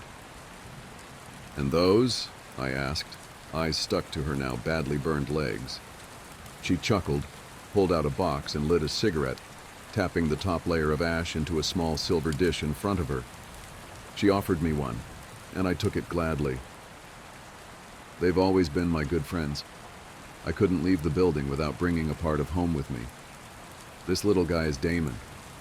He's seen some things." She gushed, not taking her eyes off the cat. "But where did they come from? Why are they everywhere?" I asked, watching in disbelief as her burns subsided. It seemed impossible, but I looked at my arms where I had picked up the cat the night before, and there was no evidence it had ever happened. They didn't even appear sunburnt. No one really knows. They started to appear after the fire, a few years after I'd moved in. It was rumored that they were the pets of the residents that burned, and that was why they had no fur. But I don't think that's true. I interrupted. I met one of those neighbors last night. She said her name was Natalia. She almost killed my best friend. You're crazy if you think your note was enough of a warning, I ranted emotionally. Look, girl, if I had made a song and dance about warning you, then you'd have thought me crazy and challenged the rules. You'd have been dead already. Be grateful you got anything. I didn't. I had to work it all out. Your generation are so spoiled. She tutted in frustration at me. I was angry, but she was probably right. An elderly lady telling me rat-like creatures would kill my boyfriend in a lift would probably have got some laughs from me a few days ago. I stayed quiet and waited for her to calm down. After a while, she sighed and started again. I think the cats are the neighbors that burned. They've never meant any harm, and they hiss and run from the imposters that roam the building. Besides, there's no way there were that many cats living on one floor. The imposter people don't even match up with the residents that died in the fire. None of them look like or claim to have the same name as the dead. They just claim to live in their flats. I've met Natalia before. She left a bad scar on Bernie's leg from an incident we had, nasty girl. Before the fire, there was CCTV, and there was a recording saved of about 15 people marching into the flats and up to that floor about half an hour before the fire started. It was the only evidence found. CCTV wasn't great in the 80s, so they were never identified. And the flames melted the relevant cameras, so nothing ever came of it. I think the people that entered that night are the ones that ask for sugar. I don't know any more than that, but if you avoid them, like I said, you don't need to know more. They hate the cats. I hope your friend survives, but I've seen what those people can do, so maybe she was better off dead. Prue carried on stroking Damon. I watched the skin of her fingers melt and twist as they made contact with him. What happened to your husband? I asked the question so fast I didn't have time to consider that this was a topic she had explicitly said she didn't want to discuss in the note, but I had to know. She scowled at me. I said I didn't want to talk about that, she hissed. I just lost the love of my life. I need some answers. I begged. What happened to Bernie won't help you. I know you'd think any deaths in that building would be down to the quirks, but this wasn't. For the most part, anyway. Don't forget that we had lived there for 35 years. Bernie knew the rules. We knew how to take care of ourselves and have a happy life there. It was our home. I don't doubt that's Mrs. Hemmings. I'm sorry, I interjected. Bernie had dementia. It started about 6 months before he died, and he deteriorated very rapidly. Towards the end, he started wandering. The doctor said it was common, but in our position it was incredibly dangerous. More times than I can count, I pulled him away from the lift just in time. Along with wandering, he was forgetting the rules. He let that smug, awful window cleaner in 3 times. Thank Lord for the big metal pipe I kept by the balcony door. Chased him out a treat. Not that anything stops him from coming back. I'm sure you're already acquainted. After all the dangerous situations Bernie was in, by the end he made the smallest and most fatal of errors. He left a bowl of food out for Damon at 10 a.m. I was out shopping with Terry and a few of the girls from the committee, and when I came back I found one of those awful creatures. Prudence started to cry. I put my hand on her shoulder in an attempt to comfort her. After all, I truly knew how she felt. It was eating him. She sniffed and steadied herself to continue, moving my hand. I chased the creature away with the same metal pipe I had the window cleaner and pushed Bernie off the balcony. He was heavy, but I didn't want anyone to know what really killed him. Its teeth. She shivered. They made such an awful noise. It reminded me of Dash. Lila. I finished her sentence. I hadn't meant to. I was so invested in her story I couldn't help it. I gather you spoke with Ian then, she said, sounding resigned. I never meant to hurt that little girl. I loved her so much. Tears rolled down her wrinkled cheeks. Damon, who was now sat next to her on the sofa, shuffled closer as if to cuddle her. "Haven't you ever been curious about getting her back?" I asked, my mind turning back to the methods hinted at by both Prue and the postman. "I miss Jamie so much. I'd do anything to get him back." Her face filled with a look of horror and shame. "Of course I have," she answered, "which is exactly why I'm telling you not to." But I couldn't let it go. "Surely anything must be better than gone forever," I pestered. I wish I hadn't. Prudence, frustrated, stood up and gestured for me to follow. She led me outside to the back garden of the bungalow. At the back was a large shed, the kind people used for a man cave or a summer house. It was pretty. The sun shone down on it, lighting up the few cobwebs in the corners and making them twinkle. Mrs. Hemmings was careful to look into both neighboring gardens to ensure there was no one around before she unlocked the door to the shed. We stepped inside, and the first thing to hit me was the smell. It was putrid, like rotting meat. I looked at the floor and covered my nose with my hands. Staring back at me was a pool of blood. I followed the blood with my eyes as Prudence locked us in the shed. Then after I made it past the animal bones, I finally saw it. Just like Postman Ian had described, one of the creatures was watching me from a heavy-duty metal dog cage in the corner of the shed. It looked reinforced, but still the metal had chew marks. Their jaws had to be strong to cause that. That didn't surprise me looking at it. Its rodent-like nose and beady, yet somehow human-like eyes were nothing compared to the two very visible rows of jagged, sharp teeth that lined each gum.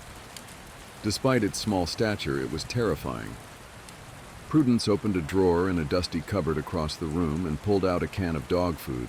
She poured the contents into the bowl and passed the bowl through the feeding hatch. The cage had a safety feature, meaning the animal couldn't access the food until the hatch was locked from the outside. I was grateful for this. Prue turned to me and spoke. She brushed one of the two strands of hair framing her face behind her ear. Gesturing to the hideous creature, she said, "Kat, I would like to introduce you to my granddaughter, Lila." The previous tenant left a survival guide. Some families are more dysfunctional than others. My brain hurt trying to process the things I'd learned. Derek had never mentioned his family or that he, by blood, had a claim to the building. He was always so in tune with it, it made sense, but it was never something I'd considered. I woke on the sofa that morning confused. I had no idea how to continue. The vine had grown almost the entire perimeter of the flat, carefully weaving between my furniture and appliances, its waxy exterior reflecting sunlight from the windows. It stopped at the bedroom door, not crossing the threshold to Jamie's prison. I bit the bullet and decided to call Terry.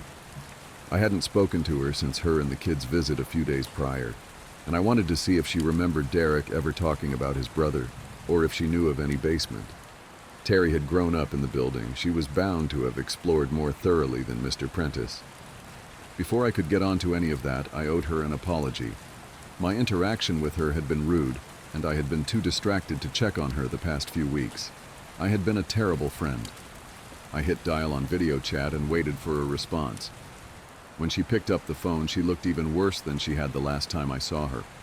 The dark circles were beginning to look like deep, inky tattoos, permanently stained on her face. Still, she smiled, just like she always did. "Terry, are you okay? I'm so sorry about the other day. I was just..." "It's fine, Kat. I understand. Everything with Ms. Beckman must have brought back some tough feelings for you. I should have waited a day or two." "I'm sorry." My heart melted as she spoke. I'd never had such a loyal and genuine friend. "Thank you. Don't be sorry. It helped seeing you guys." "How are you doing?" I asked. "I'm okay. The kids aren't behaving great at night. I'm not sure if lockdowns got to them or something else. I have to watch everything that they do. The other day I caught Eddie trying to take apart the washing machine with his claws. By the time I stopped him, Ellie had ripped up the shower curtains trying to climb them." She sounded defeated, and at best, definitely not okay. "I wish I were allowed to help. I miss you." I sighed, longing for the day I could sit and drink tea with her. "Are you okay, Kat?" "You haven't been yourself," she asked. We may not have known each other that long, but she could sense when things weren't right. Terry was the epitome of an empath. This, I'd come to realize over the months, had been the only reason she kept in touch with Prudence. She's just so damn nice. I'm not. I don't know if you know about Essie's predictions, but she made one for me, and it sent me to some strange places. I'll tell you more when I figure it out, but for now, I need your help. I still chose to omit Jamie from my confessions, but I was ready to be a bit more open. I wasn't too ashamed to admit I needed help. Terry clearly knew about Essie's gift. She didn't bat an eyelid. Anything. Do you remember Derek ever mentioning a brother, even when you were growing up? I asked. Not at all. Derek was always on his own, just appearing when we needed him. I was really young when he first disappeared, though, so I don't remember him well, and might not be the one to ask. Terry's face scrunched up in thought as she racked her brain. I'm going to send you something. I minimized the video chat and copied the photo from the email onto my phone and sent it to her by text. Her video paused for a moment as she did the same to check the attachment. He was the first to live here, Terry. His dad built the place. Terry's video clicked back on. Where did you find this? She asked. I explained the blog and why I had been looking. It wasn't a short explanation, so I'll spare you that. We even broke from the seriousness briefly for the kids to come and fawn over the kittens. Eddie loved Mr. Meow, whilst Ellie wanted to kidnap Tetley. Wrinkles just curled up with me. He was my secret favorite anyway. Terry was fascinated by the vine. She wondered if it had a connection to Derek, especially given the photo I'd found on my search. I can't say the thought hadn't crossed my mind either. I learned more about him every day, but he would always first and foremost be the gardener. The vine made sense, but the basement didn't. I was struggling to connect it to the brothers. I don't know about a basement, Cat, but if this place is as old as you say, then who knows? I know I may look haggard. She pulled on her cheeks and giggled. But I'm really not that old. I laughed. I was sad that she didn't have any more information, but it was nice to just talk to a friend. For 5 minutes, life felt normal. I'd kept my secret, and talking to Terry, I'd almost managed to forget about Jamie myself. If it hadn't been for the deep bite wound on my finger from the feeding the day before, and the open cuts on my chest from his attack, I might have been successful. I still had no idea what the riddle Essie had given to me meant. I was looking as hard as I could, and it had led me down a rabbit hole that just kept spewing more questions. What I did know was that with Jamie's seemingly permanent change in demeanor, I was running out of time. The growling hadn't stopped. The look of pure hatred as I dropped in food didn't end, and I was getting frightened. Something had to give. Either Jamie was going to die, or I would. There wasn't another option I could see, and the former may have been entirely unachievable. Derek destroyed Lila, but he never returned after. Prudence claimed she killed the original wave of creatures by setting light to them all on the already burnt-out 9th floor. Again, something entirely unachievable without Derek's presence. I had to find him. I said my goodbyes to Terry, promised that I would update her when and if I could, and left to do my daily errands for Mr. Prentice and the couple next door. As I left for the exit, I spotted a man going into Ms. Beckman's flat. I recognized him as the son that I'd always seen visiting, eyes glazed with tears. Terry had said that she would get Molly to inform Essie's family, but I couldn't imagine what Molly might have said happened. I should have gone to him, just as a human being tried to comfort him, but I couldn't bring myself to do it without an explanation to offer. I promised myself that I would visit him when lockdown was over, and I knew why his mother was gone. I rushed out and completed my errands as quickly as possible, eager to get home.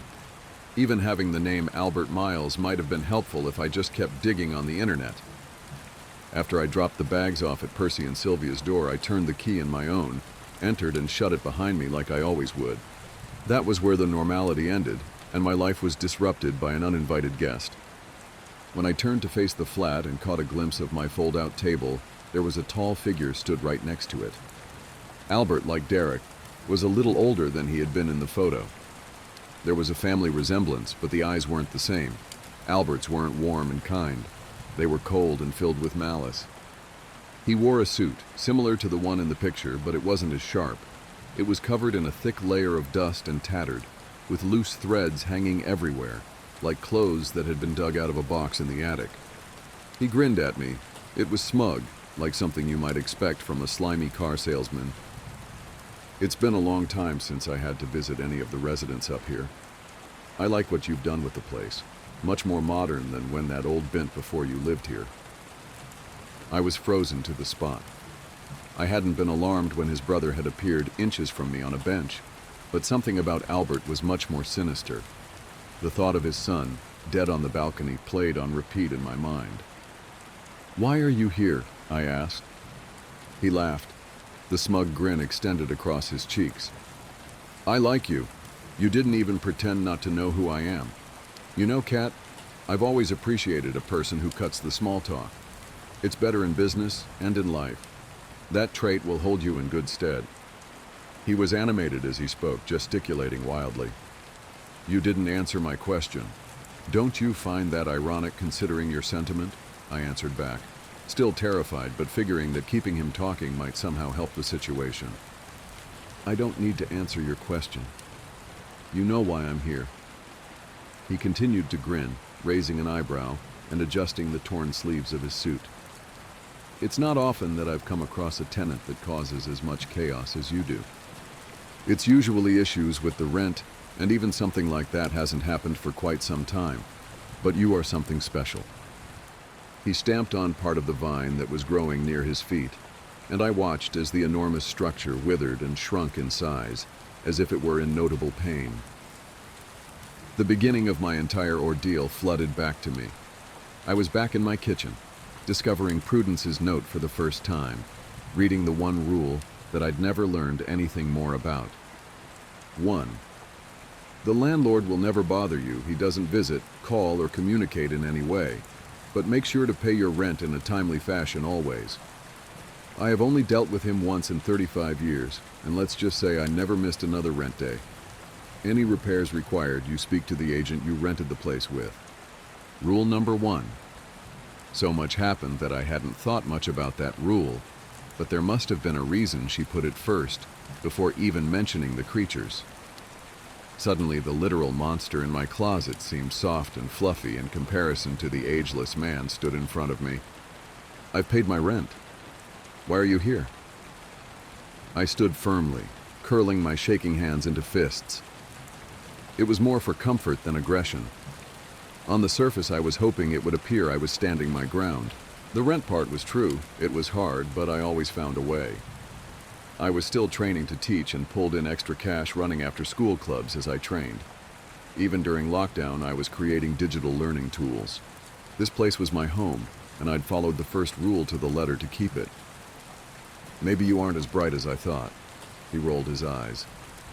"Let's list reasons a landlord might want to visit, shall we? Damage to property, unauthorized modification of communal spaces, digging around where it's not wanted or needed, nurturing my brother's unnatural experiments." He went to continue, but I stopped him. "What do you mean, unnatural experiments?" Albert laughed even harder than before. I could see in his eyes that he considered me entirely dense by this stage. "You think those 3 little abominations you took in came out of nowhere? They were a cry for help, you stupid girl, like a flare, and all you could do was pick it up and let it burn your fingers." He scoffed, laughing at his own bad joke. My heart sunk, wondering where the kittens were and if he'd hurt them. "After all the trouble you caused when he helped you last time, I wasn't going to let my idiot brother continue to roam my halls, especially not after what you did once he was gone." I gulped. I knew exactly what he was talking about. He knew that I knew as well. Albert was more than a few steps ahead of me. I realized that Prudence destroying his garden had probably never banished Derek at all. He had been kept prisoner by the man in front of me. If Albert could keep someone with Derek's knowledge and abilities trapped, then I didn't stand a chance. "Shall we talk about that thing you keep in your bedroom, Kat?" "I didn't mean to. I'm so sorry. I've regretted it since." I stuttered. I felt a tear run down my cheek as I anticipated imminent death. "I know that. You wouldn't have even known how if my brother had never told the last woman. And he pretends to be so pious." The smile on his face had disappeared. Even the thought of Derek left him with a scowl. He just tried to help the residents here. Please, I made a mistake. I protested, anticipating that I was about to die, or even worse. Albert didn't speak. He just huffed in frustration and turned to walk towards the bedroom. I followed him, trying not to stay too close. The floor was trailed with blood, and as he entered the room, I noticed the wardrobe door was practically shattered. You couldn't even contain your mistake properly. He gestured to Jamie, who was in the corner, hunched over the blood-smothered body of a kitten that he was crunching on the bones of. Tiny bits of muscle and skin in pools of blood littered the floor. His eyes were beady and black. Any semblance of Jamie I'd once seen in them was gone. I noticed Tetley and Wrinkles shivering together in the opposite corner, trying to hide from the monster. The brief relief I felt that they hadn't all met the same fate was interrupted when Jamie started to growl at Albert, baring his crimson-splashed teeth as menacingly as he could. I watched in horror as Albert just stood there, staring at the increasingly angry beast. The creature I had been hiding for all these months lunged at him aggressively, claws outstretched. Albert wasn't fazed. He barely even moved a muscle, just reached out a tattered sleeve and waited for Jamie to make contact with his hand. The second Jamie touched Albert, he let out the most almighty, inhuman scream you could imagine. It felt like my eardrums were about to burst, and I instinctively put my hands over them. Albert put his hand back down by his side as Jamie fell in a heap to the floor. He wasn't moving. Not like when I'd stabbed him with the poker. He wasn't just still, he was dead still. The heap of fur he had become started to morph on the floor. His jaw pulled inwards as if it were dislocating, and his limbs began to stretch and shed their fur. After a while, Jamie was laid there on the floor. Not the rat Jamie, the real one. The one I'd spent years with and searched for a home with. The one who knew me before all this shit ever happened. And he was dead too. For real this time. It took everything I had not to throw myself on the floor with him. I stopped myself multiple times, but Albert's eyes bore into my soul and rendered me unable to move a muscle. I tried to fight back tears, but I couldn't. Don't bother to cry. He died a long time ago. Albert kicked Jamie's corpse and bent down into a squat to get closer to him, not taking his eyes off me. I didn't let him out, if that's what you were thinking. No, Cat. You did when you locked an angry animal in a cage. Eventually they all get free. I whimpered a little as he inspected the remains of my boyfriend, intensely taking in his hair and eyes. My brother had this preconceived notion that humans can live in harmony with the evil that inhabits this building. He's wrong, Cat. We can't. Eventually it drives us all mad. Your mistake made such an unusual racket, I had to come and see what was going on.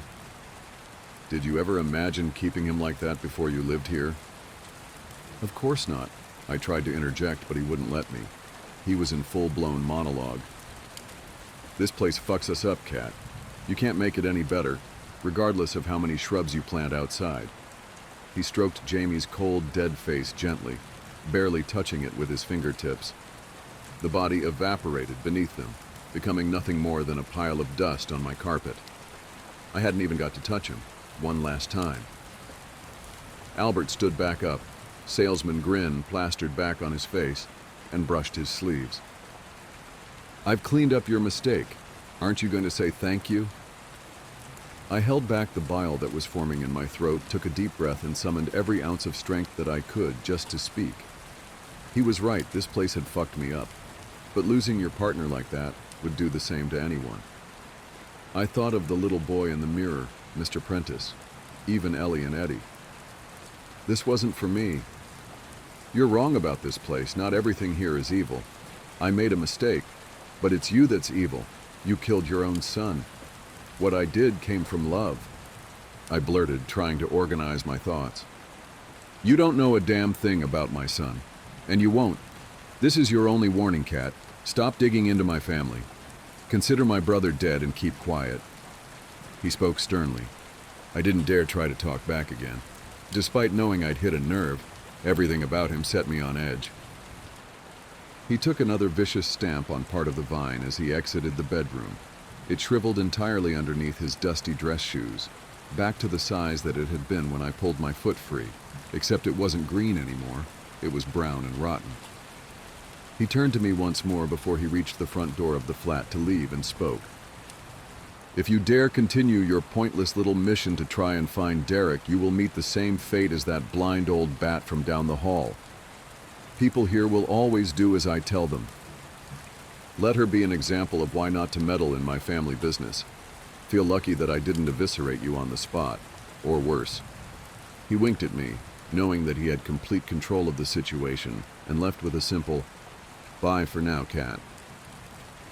As the door slammed, the 2 remaining kittens bounded to my feet, shaking with fear. I scooped them up despite the burning and held them close. I wasn't going to let anything happen to them. The flat had an emptiness I wasn't used to, even when it had been just me with no kittens. Before I repeated the ritual to bring Jamie back as a creature, there was the comforting knowledge that he existed somewhere. There was hope. The pile of dust on my bedroom floor and the shattered remains of my wardrobe were all I had left of him now. Then there were Mr. Meow's remains, a glaring reminder of my failure to keep anything alive or safe. I cried for him as I scooped his parts into a shoebox ready to bury in the garden the next day. It was all my fault. Jamie, Mr. Meow, Esther, they were all dead because of me. I considered calling Terry back, telling her what happened, but I decided to keep my mouth shut. My stupidity had already cost lives, and I wasn't prepared to risk her or the kids. They really were family to me. I wasn't about to give up, though. All the heartache I'd caused, the tears of Essie's son, and the months my boyfriend spent trapped in the body of a vile beast, maybe they wouldn't be in vain if I was able to save Derek from his brother. The empty, gaping grief that I felt left me perfectly accepting of the prospect of a suicide mission. I cuddled the kittens and felt the skin of my arms start to melt and sizzle.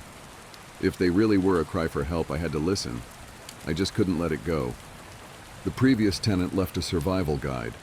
Never take the sunlight for granted. Derek and I stared at Ellie in silence. It wasn't a stare of horror, more of sheer disbelief. I couldn't be more grateful that she had saved our lives. What remained of Albert on the floor wasn't a source of alarm. Despite his extended life, she had ripped him into enough pieces that if he had survived, he couldn't speak and must have been in unbelievable pain. Just like the residents he tortured for years. It would have been a cruel irony, and I almost half hoped he hadn't truly died, as sick as that may sound. "Are you okay?" I asked Ellie. She had shrunken and morphed back into a smaller demonic child, something that I felt a need to protect, despite the fact she didn't need anyone to do so. "I'm fine," she answered, head still hung as if she were ashamed. There was a pause for a moment. "Thank you, sweetheart. We'd all be dead without you." Derek chipped in, his normal calm and positive tone restored. Ellie lifted her head and smiled as he recognized her for the hero she was. It wasn't that I didn't feel the same, it's just that the shock was overwhelming. "We need to help another friend now, honey. Do you want to grab Kat and come with me?" Ellie wrapped her clawed hand in mine as I clutched Derek's blood-soaked tweed cap with the other. She looked at me with love, just like she had at the beginning of this nightmare. The cold atmosphere of the floors below that we stood in had been reduced to a pile on the ground, just like Albert. We walked towards flat -51. Every step felt wobbly, like those few steps after a really spinny ride at the fair. I struggled to put one foot in front of the other. Derek dropped to where Essie lay squirming and put a gentle hand over her chest, carefully avoiding the splintered rib bones that stuck out. "I'm so sorry," he said to her as he shut his eyes, leant down and kissed her bloodied forehead. The shards of bone that decorated her entire body started to move and rearrange. She squealed in pain as her skin started to cauterize over the newly repositioned bone and innards. Her twisted limbs started to resemble something human again. I felt tears rolling down my face. Once she was as close to her usual herself as she was going to get, Derek took a step back as she opened her eyes, that had returned to the hollowed sockets, and looked directly at me. Essie was blind. She had always been blind, but she knew that I was there. We held her gently as the three of us helped her to her sofa, an exact replica of the one upstairs, placing each bruised limb into position as carefully as we could. The bruises shone purple and green underneath the harsh artificial lighting, reminding me that we weren't really home. Cat. She struggled to speak. Her jaw hadn't quite relocated the whole way. I knew what she wanted, though. I reached into my pocket and pulled out a slightly bloody cigarette. Essie reached out with broken fingers and held it to her lips as best she could as I put down the flat cap and lit it for her. "Come on, sweetheart, we're going to stand in the other room," Derek said to Ellie as he ushered her into the hallway and away from the smoke, leaving me alone with Ms. Beckman. "I'm sorry, Essie," I started. She tried to reply, but she could barely make a sound. "You were right, though. He did need help. Now no one in the block is going to go through what you have anymore. I'm sorry I couldn't save you." Essie puffed on the cigarette with great difficulty. She could barely close her lips around it, but she persisted, with a glint in her eye that indicated this was the first pleasure she'd enjoyed in quite some time. She grunted a strained no at me. "Ellie did it. I can finally take her home now. I just wish that we could take you and Derek with us." I lit my own cigarette and took a long draw from it. "You can. No, not me. Go home. Go home," she managed, every word leaving a trail of pain in her face. I cringed. Despite her better appearance, she wasn't fixed. She was in as much pain as she had been before. I smiled at her, just to try and make her feel a little normal. "Speaking in fucking riddles again, Essie?" I responded, trying to muster a laugh through the tears that continued to fill my eyes. She looked directly at me again, and I knew that she had been serious. We finished our smoke in silence as I wept and she wheezed. "Derek!" I shouted after a few more minutes with her, encouraging him back into the flat. Him and Ellie appeared within seconds. He took one look at me, nodded with tears in his eyes too, and he knew what to do. I got up from the sofa and pulled Ellie in for a hug, careful to avoid her horns, making sure that she faced me. Then I watched over her shoulder as he delicately closed Essie's eyelids, and the wheezing stopped. I held in a sob and clutched my young friend as tightly as I could. Derek walked towards us and put his arms around the both of us for a moment in silent mourning before stepping back. Ellie looked up at me, a knowing in her voids, and she spoke. "I want to go home now, Kat."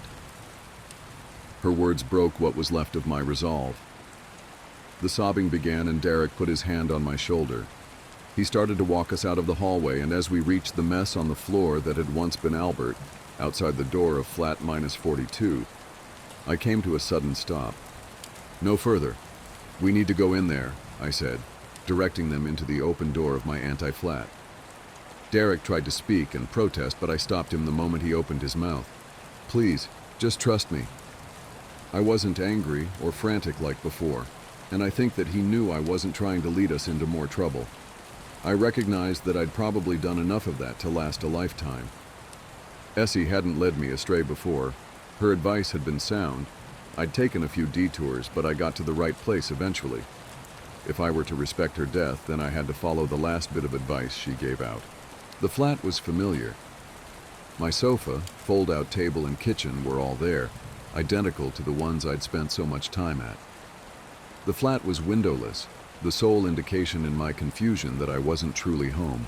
I pulled back the curtains of the balcony doors to reveal thick concrete behind them.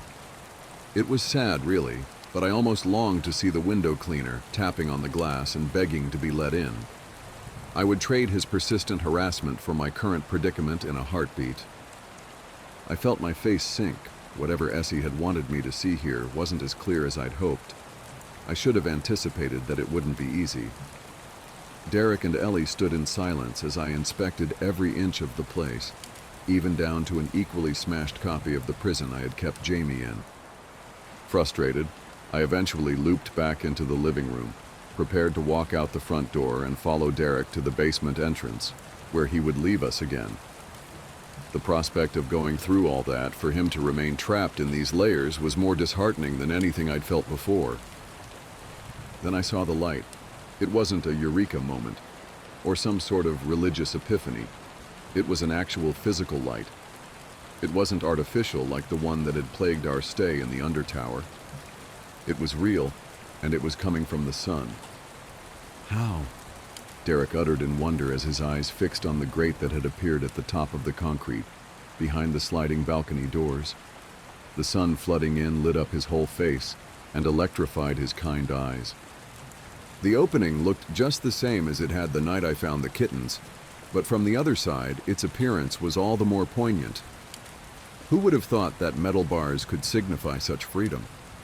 When it first appeared, I had never imagined that something other than a basement could exist beneath the block. Thank you, Essie. I looked up at the ceiling and imagined her smile as it had been before Albert had got to her. She knew she couldn't be saved, but she made sure Derek didn't have to stay. And I knew that in her death, she wouldn't have to suffer again. The grate was just large enough for a person to fit through with enough of a squeeze, and I could almost make out the shrubbery me and the twins had planted. See? You're coming too! I grinned at Derek with the first bit of true joy I'd felt in quite some time. He didn't protest this time, or argue at all. He smiled back and just said two simple words. Thank you. I pulled open the sliding door and Ellie, who had been stood to the side, climbed the curtain with her claws as quickly as possible. I was amazed and grateful that she didn't pull them down. I watched in awe as she wrenched the bars away from the concrete and uninterrupted sunlight poured into the lower flat. The sunlight bathed us all, and Ellie dropped to the ground the same time as her claws and horns began to retract. I couldn't pinpoint the exact moment the voids disappeared, but they did. There she was, mess of blonde hair on her head and brown puppy dog eyes looking at us as she hit the ground with a thud. A little girl you wouldn't suspect more than a tantrum of replaced the ferocious beast that had protected me through this hellish landscape. The front door that led to the hallway where Albert's remains laid had suddenly been replaced by a thick blank wall, just as the lift that brought us here had been. All that remained was the flat, the three of us, and the open grate. I pulled one of the chairs from the fold-out table below it and turned to Derek. You first, so you can pull us out. He was busy staring at the newly transformed girl. There was a guilt in his eyes, and he looked at Ellie more strangely than he had when she was demonic. Regardless, the connection was still there. I handed him the flat cap, still soaked in blood, and he placed it onto his head with a genuine smile. He looked himself again with it in place as he took a step onto the chair. Before climbing out, he turned to us and winked. He wriggled through the grate with some difficulty and reached his hands back through. I watched Ellie's tiny clawless hand clutch his fingerless one as he hoisted her through the gap. Left alone in the flat, I took another look at my surroundings and took a moment to consider all the pain beneath the block. I imagined a life where Ellie hadn't come with me, and I was trapped for good or dead at the hands of the rat creatures. As I burst through the small gap, pulled by both Derek and Ellie, the bright sun and sensation of the shrubs in my hair as I crawled through them felt like a rebirth. The garden was stunning. Dewdrops littered the green foliage, and the rising orange sun lit them up like fireflies. I had never been more appreciative of it. Looking back at the outer edge of the building, the grate was gone, along with any indication that it had been there at all. I wondered why it had appeared in my flat down there, why I had been the person to find it both times. And I remembered what Albert had said about the building altering those who stay. I pondered he was right, and if it was possible that it had altered me already. As we sat in the fresh morning air, I knew that none of it really mattered. Standing outside of a grim city tower block was cathartic. Gray concrete had never looked so inviting. We were home. The scenes of carnage and destruction that I had imagined would greet us when we entered the building were nowhere to be seen. Albert had certainly cleaned up. There was no kitten leg or creatures, or even evidence of a kerfuffle. It made me all the more nervous. I had no idea who had been hurt. The slow trudge to Ellie's floor was painful. My limbs all ached and the ringing in my ears continued. Still, I was just so glad to be getting her home. I couldn't wait to see Terry's face when we returned her daughter safely. Ellie may have looked a mess, but she was alive and well, which was the best I could ask for given the circumstances. I wish I could say that Terry greeted us with joy. I really do wish I could. Instead, her face was sullen, and the dark circles that sat like tattoos looked deeper than before. The skin around her eyes was puffed up and swollen with tears. When she spotted Ellie, she fell to her knees with relief. I hoped her face would brighten, but it didn't. "Where is he?" she sobbed, grabbing hold of Ellie and clutching her as tightly as she could. "Where's my son?" My heart dropped to my stomach. I'd made a sea of bad decisions in my time, but this, if this was what Albert had meant, was the worst consequence I could have imagined. I tried to find words, but I couldn't. I'd never seen a person look quite so broken. The pain in the screams of the mangled people wasn't a patch on Terry's sobbing. "Is that his blood?" she asked, gesturing to our clothes and hair while struggling to speak. I had been complacent. If the creatures had overpowered Eddie, if they had won, then maybe there wasn't enough of him left for Albert to see that he was like his sister. I shouldn't have written off the possibility like I had. Derek stepped forwards and put his hands on Terry's shoulders. She winced, and I remembered the lockdown situation, the only grounding in reality that I'd felt since returning to the upper layers of the block. She looked him in the eyes. "I don't know if you remember me, Terry. You were very small the last time we met, but I remember your parents." His kindly eyes had locked with hers as she melted and collapsed into him, wailing and gasping for air. Together we walked her to the sofa, not unlike how we had Essie not long before. I'd never known Terry's flat to be so quiet. Eddie was always playing, he was always so loud, and he always came home. Ellie was the absconder. It's why I'd found it easy to convince myself that Eddie was playing in his room, disrupting Terry's sleep like normal as we navigated the layers below. In all honesty, I think I was just trying to convince myself that I couldn't possibly be responsible for the death of a child. Logically, I always knew that with his sister gone for that long, he'd go looking. I really hoped we would get home in time, that he could hold his own. I don't know. Anything but this.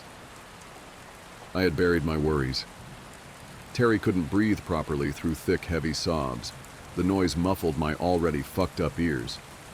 Derek sat with his arms around her while Ellie nuzzled into his other side, and I sat opposite, blood-soaked, devastated, and alone. Knock, knock, knock. The tapping on the door brought all conversation, sobbing and brooding, to a stop.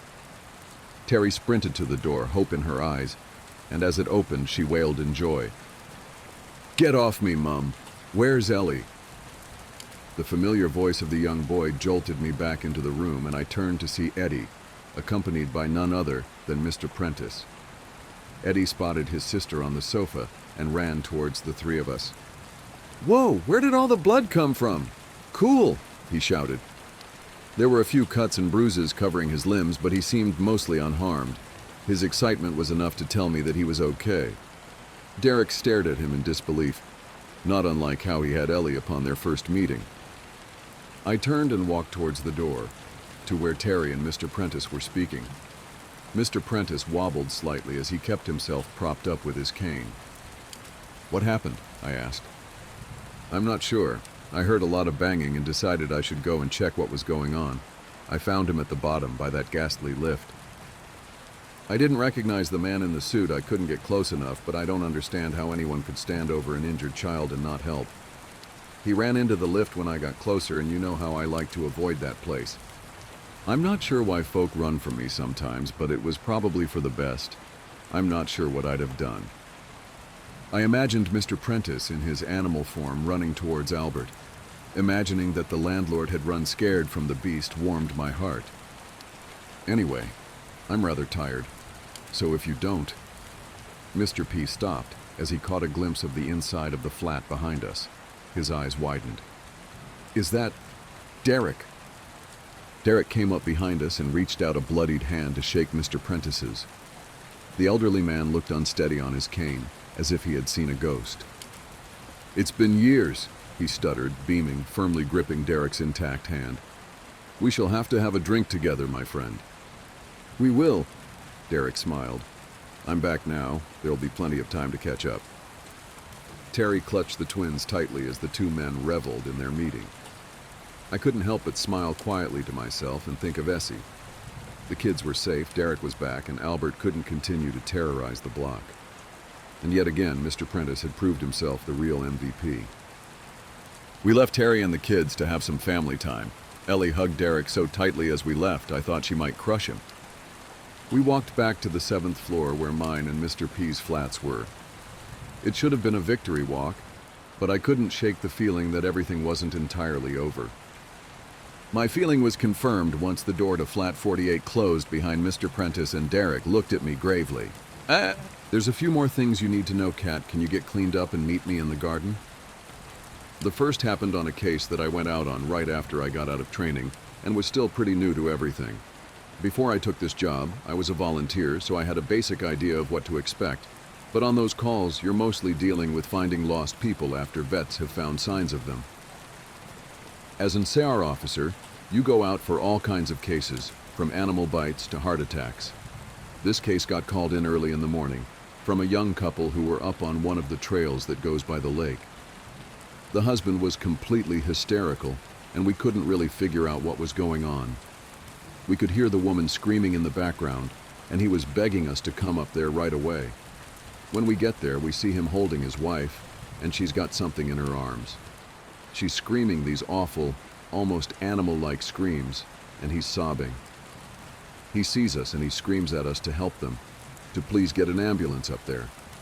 Now obviously we can't just drive an ambulance up the walking path, so we ask him if his wife needs help, or if she can walk on her own. He's still hysterical, but he manages to tell us that it's not his wife that needs help. I go over while one of the vets tries to calm him down, and I ask the wife what's going on. She's rocking, holding something, and just shrieking over and over. I crouch down and see that whatever she's holding, it's covering her with blood. That's when I notice the sling on her front, and my heart sinks. I ask her to tell me what's going on, and I sort of pry her arms gently open so I can see what she's holding. It's her baby, obviously dead. His head is caved in on one side and he's covered in scratches. Now, I've seen dead bodies before, but something about this whole situation hits me hard. I have to take a second to compose myself, and I get up and go get one of the other vets who's standing by. I tell him that it's a dead kid, and he sort of pats my shoulder and tells me he'll deal with it. It took us over an hour to get this woman to let us see her kid. Every time we try to take him from her, she flips out and tells us we can't have him, that he'll be okay if we just leave her alone and let her help him. But eventually, one of the vets manages to calm her down, and she gives us the body. We took it back to the med area, but when the EMTs showed up, they told us that there was never any hope of saving the kid. He died instantly from the trauma to his head. I was good buddies with one of the nurses who met them at the hospital, and she told me later what had happened. Turns out the couple had been walking with the baby in the sling, and they stopped because the kid was fussing. The dad takes the kid and is holding him, looking out over this little gully by the path. The mom comes to stand next to him, but she ends up stepping on a loose patch of soil, and she trips. She falls into the dad, who drops the kid, who ends up falling about 20 feet down this little gully onto the rocks at the bottom. The dad climbed down and recovered the kid, but he'd fallen right on his head, and was dead by the time he got there. The baby was only about 15 months old.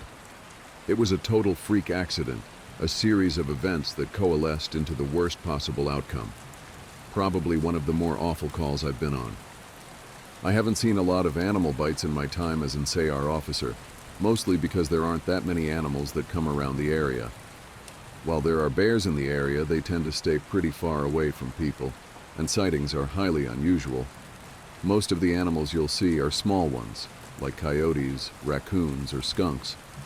What we do see frequently, though, are moose. And let me tell you, moose are nasty fuckers. They'll chase after anything for any reason. And God help you if you get in between a female and its baby. One of the more amusing calls was of a guy who'd gotten chased down by an absolutely massive male moose and was stuck up a tree.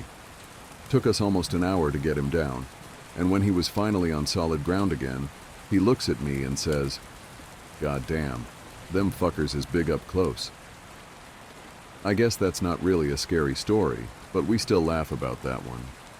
running. It's the only time I've ever lost my composure like that, but something about it was so incredibly wrong, and neither of us wanted to stay out there anymore. When we got back to the rendezvous, we asked if anyone else had heard anything strange, but no one else knew what we were talking about. I know it sounds sort of anticlimactic, but that call fucked me up for a long time. As for the little girl, we never found a trace of her. We keep an eye out for her and all the other people who we've never found. But frankly, I doubt we'll ever find anything. Of the missing persons calls I've gone out on, only a handful have ever resulted in a complete disappearance, meaning no trace of the person and no body ever found. But sometimes, finding a body just leads to more questions than answers. Here are some of the bodies we've found that have become infamous in our team. A teenage boy whose remains were recovered almost a year after he vanished. We found the top of his skull, 2 finger bones, and his camera almost 40 miles from where he was last seen. The camera, sadly, was destroyed. The pelvis of an older man who had vanished a month earlier. That was all we found. The lower jaw and right foot of a 2-year-old boy on the highest peak of a ridge in the southern part of the park. The body of a 10-year-old girl with Down syndrome, almost 20 miles from where she'd vanished. She had died of exposure 3 weeks after going missing, and all of her clothes were intact except for her shoes and jacket. There were berries and cooked meat in her stomach when they did the autopsy. The coroner said it appeared as if someone had been taking care of her. There were no suspects ever identified. The frozen body of a 1-year-old baby, found a week after vanishing in the hollow trunk of a tree 10 miles from the area he was seen last. There was fresh milk found in his stomach, but his tongue was gone. A single vertebra and right kneecap of a 3-year-old girl, found in the snow almost 20 miles from the campground her family had been at the previous summer. Now on to a couple of the stories my friend told me. I mentioned that you were all interested in the stairs, and you're in luck. He's had a closer encounter with them. Though he doesn't have any explanation for them, he does have a bit more experience with them than I do. My buddy has been an SAR officer for about 7 years. He started when he was a junior in college, and he had a very similar experience when he first encountered the stairs. His trainer told him almost the same thing mine did, which was to never go near, touch, or ascend them. For the first year, he did just that, but apparently his curiosity got the better of him, and on one call, he broke away from the line and went to go check a set of them out. He said they were about 10 miles from the path where a teenage girl had vanished, and the dogs were following a scent. He was on his own, lagging behind the main group, when he saw a set of stairs off to his left. They looked like they were from a new house because the carpeting was pristine and white. He said that as he got closer, he didn't feel any different or hear any weird noises. He was expecting something to happen, like bleeding from his ears or collapsing, but he got right up next to them and didn't feel anything. The only thing, he said, that was odd was that there was absolutely no debris on the steps. No dirt, leaves, dust, anything. And there didn't appear to be any signs of animal or insect activity in the immediate area, which he found strange. It was less like things were avoiding them, and more like they just happened to be in a relatively barren part of the forest. He touched the stairs and didn't feel anything except that sort of sticky feeling you get from new carpet. Making sure his radio was on, he slowly climbed the stairs. He said it was terrifying, because the way they'd been stigmatized, he wasn't really sure what was going to happen to him. He joked that half of him expected to be teleported to some other dimension, and the other half was watching for a UFO to come swooping down. But he got to the top with little event, and he stood there looking around. But, he said, the longer he stood on the top step, the more he felt like he was doing something very, very wrong. He described it as the feeling you'd get if you were in a part of a government building you have no business being in, as if someone was going to come and arrest you or shoot you in the back of the head at any second. He tried to brush it off, but the feeling got stronger and stronger, and that's when he realized that he couldn't hear anything anymore. The sounds of the forest were gone, and he couldn't hear his own breathing. It was like some kind of weird, awful tinnitus, but more oppressive. He climbed back down and rejoined the search and didn't mention what he'd done. But, he said, the weirdest part came after. His trainer was waiting back at the welcome center after the search ended for the day, and he cornered my buddy before he could leave. He said his trainer had this look of intense anger, and he asked what was wrong. "You went up them, didn't you?" My buddy said it wasn't phrased as a question. He asked how his trainer knew. The trainer just shook his head. "Because we didn't find her. The dogs lost her scent."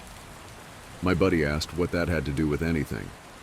The trainer asked how long he'd been on the stairs, and my buddy said no more than a minute. The trainer gave him this really awful, almost dead-eyed look, and told him that if he ever went up another set of stairs again, he'd be fired, immediately. The trainer walked away, and I guess he's never answered any of the questions my buddy has asked him about it since. My buddy has been involved in a lot of missing persons cases where there's never been a trace of them found. I mentioned David Paulides, and my buddy said he can confirm that those stories are, for the most part, accurate. He said that most of the time, if the person isn't found right away, they're either never found, or they're found weeks, months, or years later in places they can't possibly have gotten to. One story he told me really stood out that involved a 5-year-old boy with a severe mental disability. The little boy vanished from a picnic area in the late fall. In addition to the mental disability, he was also physically handicapped, and his parents explained over and over that he simply could not have vanished. It was impossible. Someone had to have taken him. My buddy said they searched for this kid for weeks, going miles out of the accepted range, but it was like he'd never been there. The dogs couldn't pick up his scent anywhere, not even in the picnic area where he'd apparently vanished from. Suspicion fell on the parents, but it was pretty clear that they were devastated and hadn't done anything sinister to their kid. The search was concluded about a month later, and my buddy said everyone had pretty much forgotten it by later in the winter. He was out on a training op in the snow, on one of the higher peaks, when he came across something in the snow. He said he saw it from far away at first, and when he got closer, he realized it was a shirt, frozen and sticking part way out of the powder. He recognized it as belonging to the kid, because it had a distinctive pattern. About 20 yards away, he found the kid's body, laying partially buried in the snow. My buddy said there was no way the kid had been dead for any more than a few days, even though he'd been missing for almost 3 months. The kid was curled around something, and when my buddy brushed off the snow to see what it was, he said he almost couldn't believe what he was seeing. It was a big chunk of ice that had been carved crudely to look sort of like a person. The kid was holding it so tight that it had frostbitten his chest and hands, which my buddy could tell even with the decay that had taken place. He radioed the rest of the crew, and they took the body off the mountain. Now, he recapped all of this for me, and to put it simply, there was no way this kid could have both survived for almost 3 months on his own, or have gotten to this peak. There was no physical way this child could have walked almost 50 miles and ended up on the top of a goddamn mountain. To top it off, there was nothing in the kid's stomach or colon. Nothing. Not even water. It was like my buddy said, the kid had been taken off the face of the earth, put in suspended animation, and dropped on this mountain months later, only to die of exposure. He's never really gotten over that one. The last story I'll share from him was one that took place relatively recently, only a few months ago. They were out doing a recon for mountain lions because there had been several reports of sightings in the last couple of days. One of our jobs is to scout out the areas where these animals are seen to ensure that if they are in the area, we can warn people and close off those trails. He was out on his own in a very heavily forested part of the park toward dusk when he heard what sounded like a woman screaming in the distance. Now, as most of you know, when a mountain lion screams, it sounds almost exactly like a woman being brutally murdered. It's unsettling, but far from abnormal. My buddy radioed back and let ops know that he'd heard one, and that he was going to keep going to see if he could figure out where its territory started. He heard the mountain lion scream a couple more times, always from the same spot, and determined the approximate area of the mountain lion's territory. He was about to head back when he heard another scream, this time within only a few yards of him. Of course, he freaks out and starts heading back at a much faster pace, because the last thing he wants is to run into a goddamn mountain lion and get mauled to death. As he got back on the path and started heading back, the screaming followed him, and he broke into a jog. When he was about a mile from ops, the screaming stopped, and he turned around to see if it was following him. It was almost night by this point, but he said in the distance, just before the path rounded a corner, he could see what looked like a male figure. He called out to them, warning them that the paths were closed and that he needed to come back to the welcome center. The figure just stood there, and my buddy started to walk over. When he was about 10 yards away, the figure took, as he described, an impossibly long step toward him and let out the same scream my buddy had been hearing.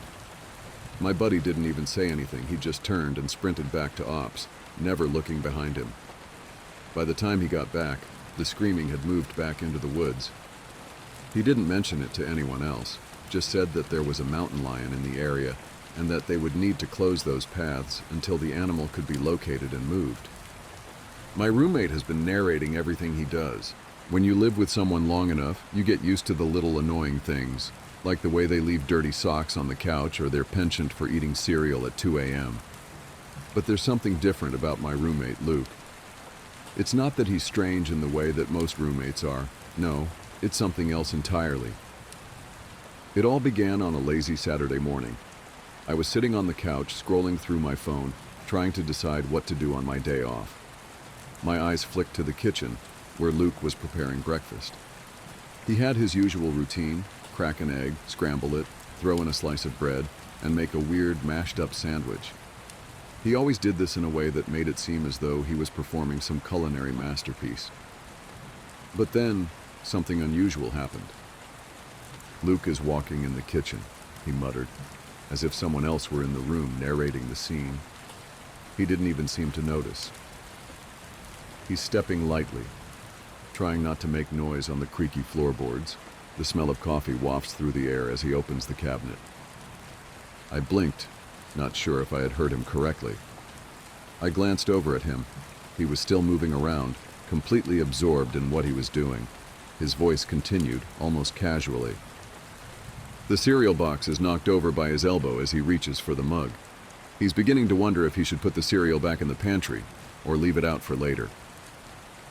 "Luke," I said, my voice breaking through the strange moment, "are you, talking to yourself?" He stopped mid-motion, glancing at me with wide eyes, as if I had just spoken a foreign language. "What? No, I'm not. Wait, what do you mean?" He paused and shook his head. I stared at him for a second, trying to process what just happened. Was he narrating himself? Was that a thing he did? He seemed confused, but it wasn't like he had noticed anything off. I decided to brush it off. Maybe he was just in a weird mood, or maybe he was messing with me. We all have our moments. I turned back to my phone and ignored him. After a few minutes, the narration started again. This time, it was about a completely random event. "He's sitting down now. The chair's a bit too squeaky, but it's nothing new." Luke's voice drifted through the air again. "He's reaching for the remote, and his hand hovers just over the surface of the table. Watch it, Luke. Don't spill your drink." I didn't know what to do. It was like he was acting out a scene in a movie, but the odd thing was that he had no idea he was doing it. He wasn't narrating for me or anyone, just himself. That was the first time I noticed it, but it wasn't the last. The following day, I was sitting on the couch, trying to get some work done on my computer. Luke had his headphones on, blasting music as he usually did. He was working on the online degree he had been pursuing for 5 years now. But today, he wasn't just listening to music. He was narrating every single movement as if it were the most important thing happening. "He's sitting at his desk now, feeling the weight of his eyes on the screen," Luke murmured. "He's wondering if he's doing it right. His fingers hover over the keyboard, and the click of each key makes him feel like he's not achieving enough." It was getting harder to ignore. I shifted in my chair, uncomfortable.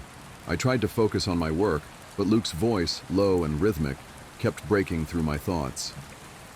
He's squinting at the screen now. His eyelids are heavy, his concentration faltering. He's been at this for an hour, and he's beginning to regret his decision to start so late. "Luke," I finally said, "are you, okay, buddy?" His head jerked toward me in surprise. He took out his headphones, blinking at me like I was speaking in riddles. "What? What do you mean?" "You're still narrating everything you're doing," I said, unable to stop the slight frustration in my voice. Luke blinked a few times, processing the words. "What are you talking about? I'm not doing that." He shook his head. "You're starting to worry me, dude," he said. I didn't know what to say. He seemed genuinely confused. I just nodded, though I couldn't shake the feeling that something wasn't right. Days went on. At first it was small things, the way he narrated getting a glass of water. Luke reaches for the cold glass, his fingers brushing the condensation on the outside. He brings it to his lips, feeling the cool liquid slide down his throat. And the random moments where he'd walk around the apartment, his voice narrating everything from the sound of his footsteps on the hardwood floor to the way the air felt when he opened the window. It was starting to get unsettling. Each day, the narrations grew more specific, more detailed. Luke would describe not only what he was doing, but how he was feeling. He's feeling a bit annoyed now. It's that same nagging irritation that's been creeping up on him for days. I heard him mutter one evening as he walked into the bathroom. The faucet is running a bit too loud and it's making him anxious. He can't shake it. It was odd. At first I figured it was just a weird quirk, but soon it felt more like something was seriously wrong. I tried to confront him a few more times, but each time he had no memory of saying anything out loud. "I'm not doing that," he'd insist. "I don't even know what you mean." One day, I had enough. He was standing in the kitchen, the smell of burnt toast filling the apartment as he was narrating his breakfast like it was an epic tale. "He's making toast now, but wait, something's wrong," Luke said. "The bread is burning, but he's too slow to stop it. He's getting frustrated, but he won't admit it. The charred smell fills the air, but he's ignoring it. He always does that." I snapped, my voice louder than I intended. "Luke, what the hell are you doing?" Luke stopped mid-bite, looking at me with confusion, the crumbs of burnt toast falling from his lips. "What? Why are you still fucking narrating everything you do?" I asked, my hands gripping the edge of the counter. "Why are you doing that?" He looked even more bewildered than usual. "I'm not narrating anything. You're crazy." And that's when I started to get a little nervous. I watched him with a growing sense of dread, unsure of what was happening. The next day, I was in my room when I heard something, muffled, like he was talking to himself again. I leaned in, trying to catch the words. I could barely make it out. "He's becoming too much. I can't stand it anymore. It's driving me crazy. I'll have to do something soon." The words sent a shiver down my spine. I couldn't tell if he was still narrating his own actions, or if something darker was creeping into his thoughts. Things went downhill after that. The narrations became more sinister. Luke would say things when I walked by, like, "Look at him, so smug. He doesn't even know what I'm planning." I could hear him whispering to himself at night, his voice low and unsettling. "The time is coming. He won't see it coming." For the next few days, everything seemed oddly normal. Luke continued narrating every little detail of his life, but the darker tone seemed to fade, replaced by the mundane once again. It was as if everything had returned to a comfortable, albeit strange, routine. The narrations didn't have that ominous edge anymore. He was back to describing simple things like the weather, his meals, or the way he brushed his teeth. Luke picks up his toothbrush, the bristles soft against his gums, he muttered one morning as he prepared for work. He wonders if he's brushing long enough, but decides it doesn't really matter. It's just another part of the morning routine. It was strange, but there was something almost comforting about it. No more veiled threats, no more murmurs about his plans for me. It felt like things were going back to normal. For a moment, I allowed myself to breathe a little easier, but something didn't sit right with me. The idea that Luke had no idea he was narrating his own life, no awareness of it at all, made me worried for his health. Something was obviously off, so I decided it was time for a talk. I had to get through to him. He needed help. He needed to realize what was happening. This had gone on long enough. I couldn't just pretend like everything was okay when clearly something wasn't. It was all too bizarre to just keep ignoring. I waited for a quiet evening, When Luke came into the living room and sat down on the couch, I knew it was the right time. I could tell by the distant look in his eyes that something was still off. "Luke, we need to talk," I said, trying to keep my voice calm. My hands were trembling slightly, but I couldn't let him see that. This had to be a conversation about the future, not about fear. He looked at me, his face unreadable, but then he did that thing again. That thing where he started speaking in that low, almost absent tone, as though narrating his own internal thoughts in real time. Luke sits down on the couch, his body relaxed but his mind already elsewhere. He feels the weight of his roommate's words coming, the tension building in the air between them. I froze for a second, feeling a cold chill crawl down my spine. He was narrating this right now while I was speaking to him. My pulse quickened and I swallowed hard, forcing myself to continue. "Luke," I said, taking a deep breath. "You've been narrating everything you do, everything you feel. I don't think you realize it, but it's starting to become really concerning. You need to get help, Luke. This isn't normal." He tilted his head slightly, blinking at me as though he were confused by my words, but at the same time, he didn't stop narrating. Luke listens to his roommate, trying to focus, but something about the way he's talking is starting to make him angry. It's the same thing over and over, like Luke's life is a problem to be fixed. But Luke knows better. He knows that his roommate doesn't understand. He never has. He never will. The cold feeling in my stomach grew. I didn't know how to react to him saying these things in front of me out loud, as if he were having a conversation with himself. Luke doesn't understand why he's so angry. His roommate is just trying to help. It should be easy, right? Just listen, agree, and everything will be fine. But it's not that simple. It never was. Luke's thoughts race faster now, but he knows he must keep it together. For now. I opened my mouth, but nothing came out at first. "You're still narrating everything, Luke. Like literally, right now," I pressed. "You've been doing it for weeks now, and it's not just harmless commentary. It's getting..." I searched for the right words. "It's getting dangerous. It's not healthy. I'm worried about you." Luke is hearing the words, but they're slipping past him. He can't stop thinking about how this conversation feels. Why is his roommate acting like this? Why is he making him feel like this? Doesn't he get it? Luke doesn't need help? Luke doesn't need to change? He's not the problem? I felt my chest tighten.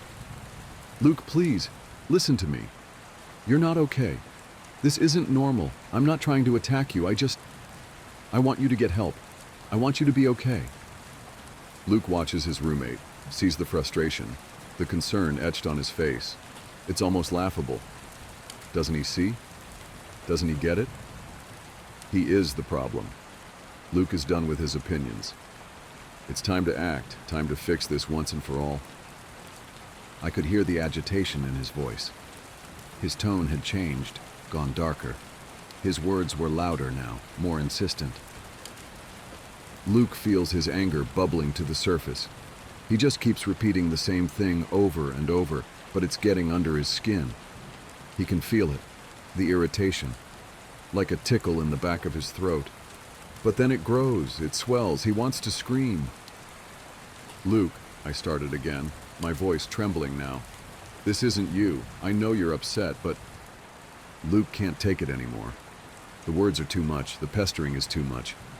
Maybe if he makes it stop, it'll be over. If he gets rid of the problem, everything will be okay. I stepped back, my heart pounding in my chest. "Luke, stop. I'm begging you to listen to me." But Luke didn't hear me. He was too far gone, lost in the voice inside his head that was narrating, controlling him. Luke's body tenses. He feels his hands shaking, the nervous energy building. The anger is making him feel stronger. He doesn't need anyone's help. He doesn't need anyone. I couldn't breathe. The fear gripped me. It was like I was watching a different version of Luke, one that was shifting in front of me, changing into someone I didn't recognize. He looked like a madman. I took a step back. I knew I needed to get out of there. My mind was racing and everything seemed to blur together. Luke's roommate is weak. That's what he's been thinking this whole time. He's weak." Luke stopped narrating suddenly, his eyes snapping up to meet mine. There was no fear, no recognition, just cold, calculated anger. "I'm not the one who needs help, you know," he muttered, his voice thick with resentment. I began to back away, my mouth opening to speak. Luke stood up abruptly, cutting me off mid-sentence. I blinked, startled by his sudden movement. There was no warning, just that eerie silence in the room after his last chilling words. He began to slowly walk backwards into the kitchen, eyes still locked on mine. Luke stands, his body stiff, but his mind already elsewhere, consumed with thoughts he can't stop, thoughts that are louder than his roommate's voice. He moves toward the kitchen, feeling the coldness of the floor beneath his bare feet. He wonders if his roommate is still talking, still trying to convince him of something that doesn't matter. I froze, hearing the words echo in my head. Luke wasn't even acknowledging me now, just moving in a trance-like state as his voice narrated his own every move. I was paralyzed. I watched him step into the kitchen, his footsteps barely audible in the silence of the apartment. His actions were precise, measured, like he was following a script only he could hear. Luke opens the fridge, the cold air hitting his face. He grabs a carton of milk, not because he's thirsty, but because it's an action to fill the void, a distraction. He wonders if the milk will be sour, but shrugs. He'll deal with that later. I could feel my heart hammering in my chest. I couldn't move, couldn't speak. I was paralyzed by the strangeness of what was happening. What was he doing?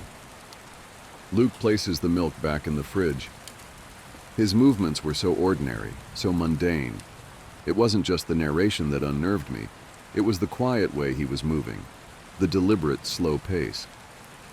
Luke turns his attention to the knife block on the counter. He looks at the knives, fingers brushing lightly over the cool metal, contemplating. He feels something stir inside him, something dark, a sense of power, of control. He doesn't feel scared anymore. He doesn't feel lost. He feels focused, determined.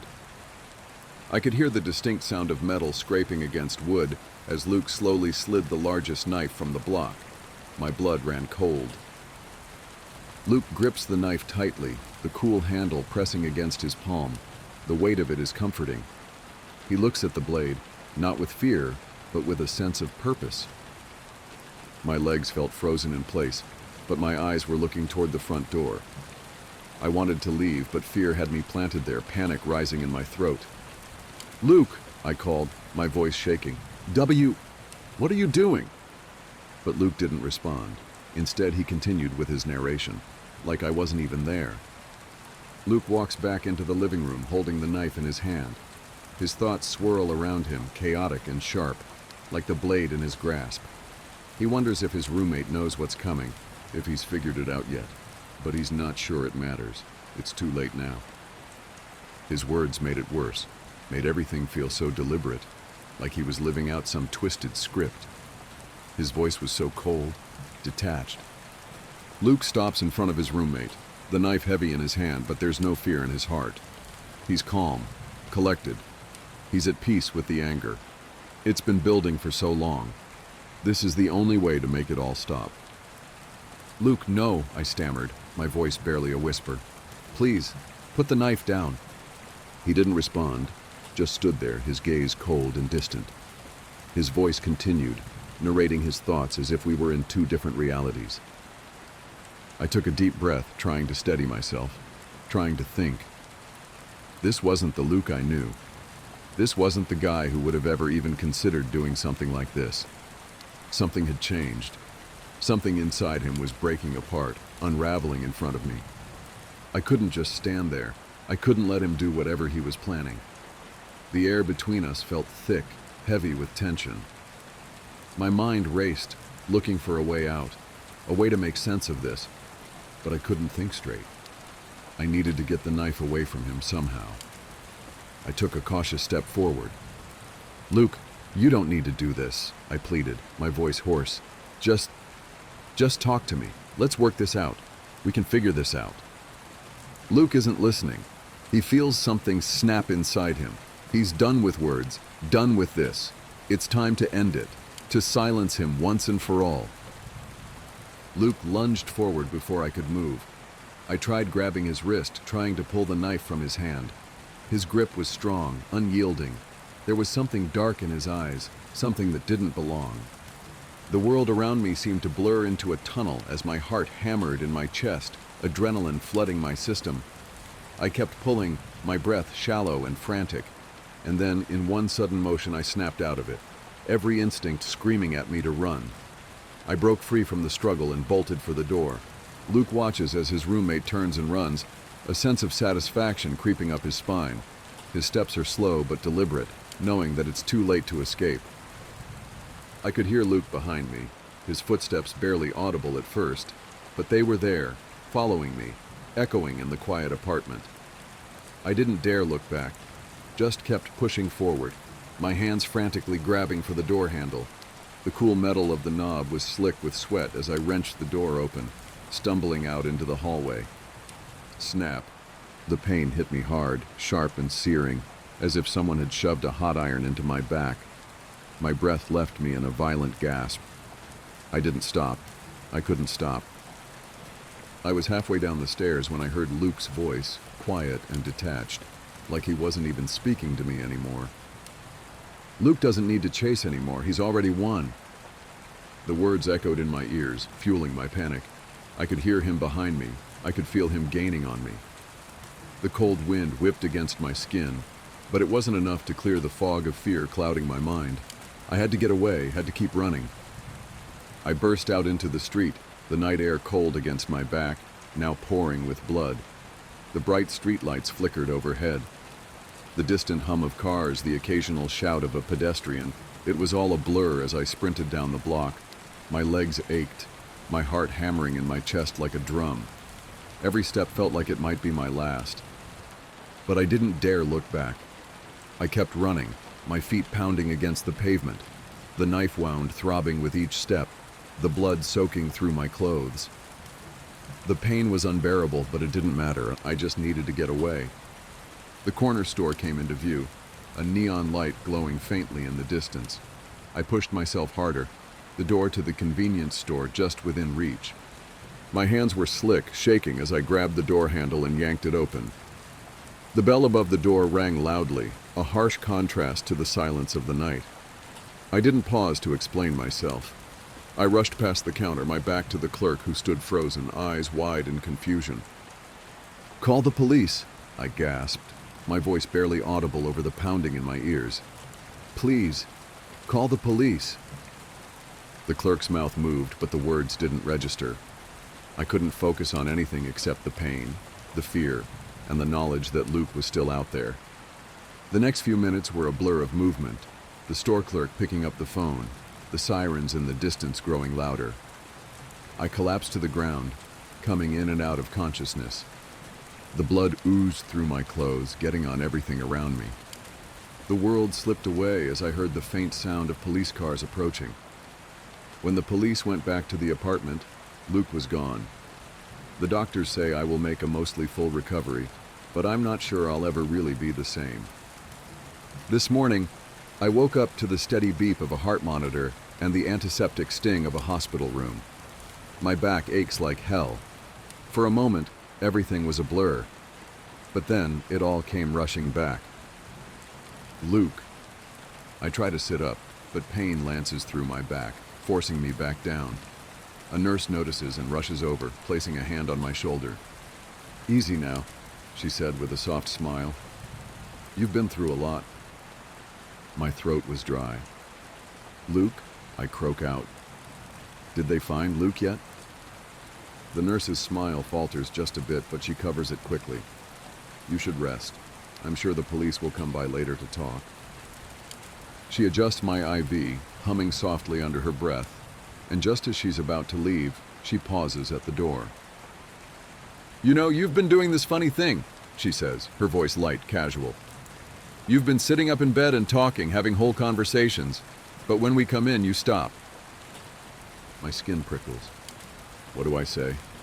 I whisper. She shrugs. "Hard to tell. Mostly just one side of a conversation. It's almost like you're narrating a movie or something. A cold weight settles in my stomach.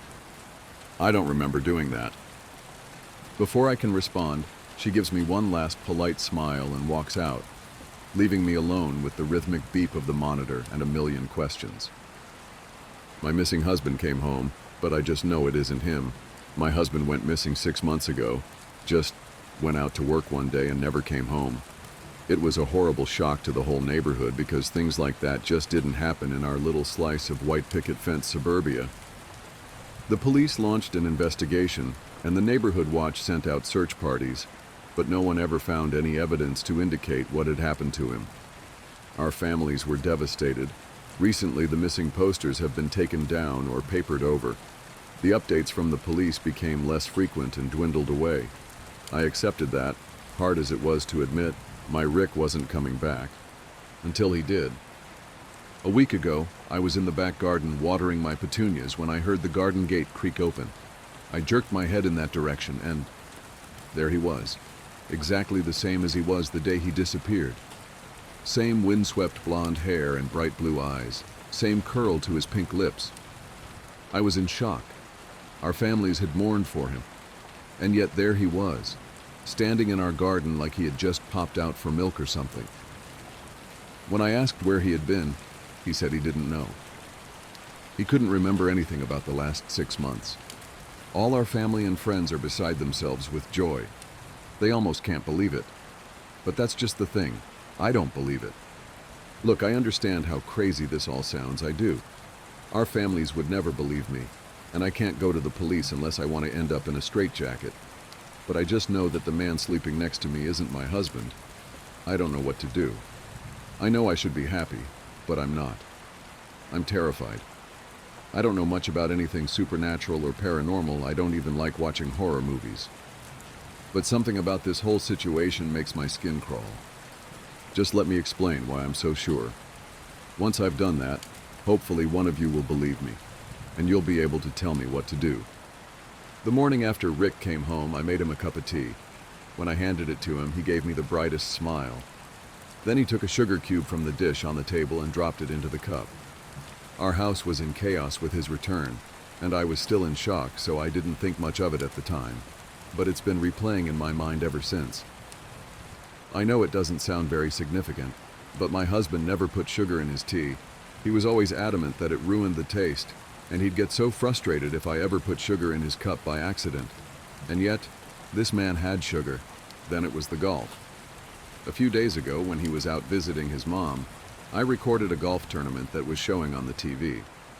It was one of Rick's favorite golfers that was competing, and he never missed it. Once, he even skipped out on an anniversary dinner just to watch a championship. Only when he came home from his parents and I told him what I'd done, he just seemed unbothered. Like he said thanks and everything, and then he asked if I wanted to get dinner. He didn't even watch it, and that's just so out of character for him. Then one night I woke up around 2 a.m. to see Rick's face inches from mine, just looking at me with these blank eyes. I kind of gave this nervous laugh and asked, "Baby, what are you doing?" And he didn't answer, for like a solid 30 seconds. He just stared, almost like he was looking right through me. Then he suddenly smiled and said, "Sorry, honey. Sometimes I just can't believe this is real." Then he just rolled over and went to sleep. I didn't get much sleep after that myself. Yesterday, about a week after he came home, the neighborhood threw a street party to celebrate his return. Everyone from our street and the streets on either side turned up to see him and tell him how happy they are that he's all right. When he wasn't standing with his arm around my waist, he was milling around, chatting amicably to each and every one of our neighbors, even the little kids. Jackson, our next-door neighbor Sally's toddler, wanted to play peekaboo, and Rick happily played along with a smile on his face. Now, my husband never did that. Rick always said he didn't like kids.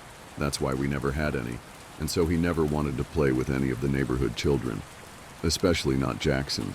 Rick all but avoided him. Before he disappeared, I had started to suspect it was so I wouldn't see them together and notice the subtle but unmistakable similarities. The final nail in the coffin, proverbially speaking, was Sally. Just this morning, she came knocking on our door. Her excuse was the tray of brownies she carried, but I think she just wanted to push her way into our morning so that she could see for herself what the situation was. After she left, I called her a nosy busybody. Rick laughed, kissed my head, and agreed with me. That was when I knew for sure that it couldn't really be him.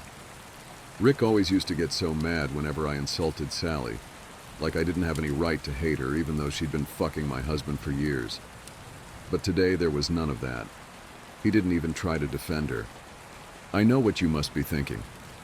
If he was in an accident or something, he might have had some kind of traumatic brain injury that caused him to forget some things about his life, maybe even change his personality. And that's a valid, reasonable explanation. I have no doubt it's what the police would tell me if I reported all this. But you know why I'm dead certain that man isn't my husband? He doesn't have a scar. If he was really Rick, he'd have a scar on the side of his forehead shaped like the golf club I hit him with. But there's nothing, not a mark. Honestly, I'm this close to going out tonight and digging up my petunias just to make sure he's still under there. I don't know what I'm sharing a bed with, but I know it's not my husband. So what the hell am I going to do? Hi everyone. I want to thank you all for your concern and support. Even though I'm not giving out my real name, I obviously took a huge risk by telling anyone this at all. And I'm so grateful you've all tried to be helpful. I'm so sorry for the delay in updating. I've had some things to figure out. So I'll start with what I know. My husband is dead. In the end, I decided not to dig up the petunias. It was a rash, unadvisable notion which I have since abandoned because I realized how much worse things could get if I was caught. I've been smart about the whole thing so far, and I'm not about to throw that all away. It's too big of a risk. I did, however, thoroughly examine the flowers and the earth around them for any sign of disturbance, but I found none. Of course I found none.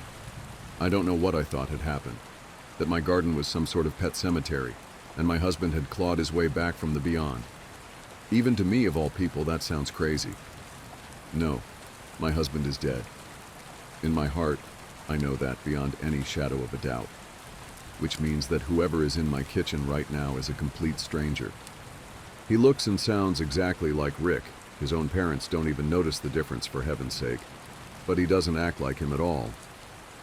Which tells me again that he is a stranger, that he never knew me before this, and he certainly never knew Rick. He doesn't enjoy the things Rick enjoyed. He doesn't say the sort of things Rick said. He doesn't complain, doesn't raise his voice, doesn't lie or gaslight or cheat. Frankly, he's a better husband than Rick ever was. Honestly, when I think about it like that, I'm almost tempted just to let it go. I tried to let it go, not to get caught up in worrying and just accept my new life for what it is. But I find myself unable to let it go. Because even though this man seems ordinary and kind and reasonable, there's one thing that scares me still. For someone to have so confidently taken Rick's place, they would somehow have to be sure themselves that the real Rick would not return to complicate their plans, however innocent or sinister those plans may be. Whoever this man is who is calling himself Rick, he must surely know that Rick is dead. And if he knows that, I would bet anything that he also knows how. I've gambled with my life and my freedom before, and I don't intend to do so again. A couple of you suggested that Rick might have had a twin that, for whatever reason, I never knew about, or perhaps a doppelganger who saw his chance at a more comfortable life and took it. Either of these seemed to me to be the closest to the realm of possibility, so they were the first theories I set out to confirm or disprove. A DNA test would surely be able to confirm whether this man is my husband's twin or someone completely unrelated. Of course, I was hardly going to tell him about it. At best, he would refuse, and at worst, well, I didn't want to find out. So about a week after my last post, I ordered 2 separate DNA tests designed for finding one's relatives and ancestors, and had them delivered whilst Rick was at work. Then a few nights later, I waited until he was asleep, actually asleep, not half asleep, and staring. And I pulled out a few strands of his hair, not enough that it would be noticeable in the morning, but sufficient amount to send away in a little tube to be analyzed. Much to my relief, he didn't wake up. I'm not sure how I would have explained it if he had. I sent the hair away to the DNA test companies, and they told me I'd have to wait a couple of weeks for the results. And in those couple of weeks, things have gotten stranger, shall we say. You see, I've noticed that Rick never seems to eat of his own accord. Like, he'll make dinner for us both, but that seems more to do with when I mention that I'm hungry than with his own desire to eat. He doesn't snack between meals. He never goes for a glass of water. I don't even think he takes anything with him to work for lunch. There's something else too. Rick's beard trimmer is still in its box, exactly where he left it 6 months ago, covered in dust and quite obviously unused. And yet, Rick has been home for nearly a month and his beard doesn't seem to be any longer, even though he used to trim it twice a week. On top of that, the staring has become a frequent occurrence, and not just in the middle of the night. I catch him watching me during the day too, always looking away or laughing it off whenever I notice him doing it. Anyway, I might as well tell you why I'm writing this now, because I can't make head nor tail of the situation anymore. The DNA tests came back in the mail this afternoon before Rick came home from work. I opened them quickly, eager to see who was included in the list of relatives, whether there were any names I recognized. Either way, it would answer my question. Only I don't have an answer. All I have are more questions, because the first test came back as inconclusive, with a note from the company telling me I had to send them a viable hair sample in order for it to work. I didn't understand that. I'd cut the hair myself, after all. And what did they mean by viable? But it was the second test that concerned me the most. Where there should have been information about demographic and regional origin, there was nothing, only a line of printed black letters spelling out the word unknown. Where there should have been a list of relatives and ancestors, there was no one. Not just no one related to Rick. No, I mean no one. According to the DNA test, this man has no relatives, no family, no ancestors, no biological connections, near or distant. That should be impossible, right? How can a person exist without any kind of relation? And how can he come from nowhere? I'm typing this up on the computer in the study, with several tabs open on various Google searches, as I try to figure out how this could be possible. The DNA test lies on the table behind me, taunting me with the evidence of everything I do not know. And then I hear it, clear as day, coming from the doorway behind me. Rebecca? If I didn't know better, I'd say my heart stopped. I would know that voice anywhere. I never heard him come in, never even heard the door open. Dimly, in the back of my mind, I recall that our door creaks every time it opens. How could I not have heard it? I turn over my shoulder towards not Rick, a false bright smile on my face. He is not smiling. His face is calm, but there's something hard about the line of his mouth that sets me on edge. What the hell is this? His voice is perfectly level, but something about it makes the hairs on the back of my neck stand up. There's an undertone to his voice that I haven't noticed before now, something low and subtly grating. Even the real Rick never sounded like that. He holds something up, one eyebrow arched. When I see what he's holding, my stomach plummets. The results of the DNA test.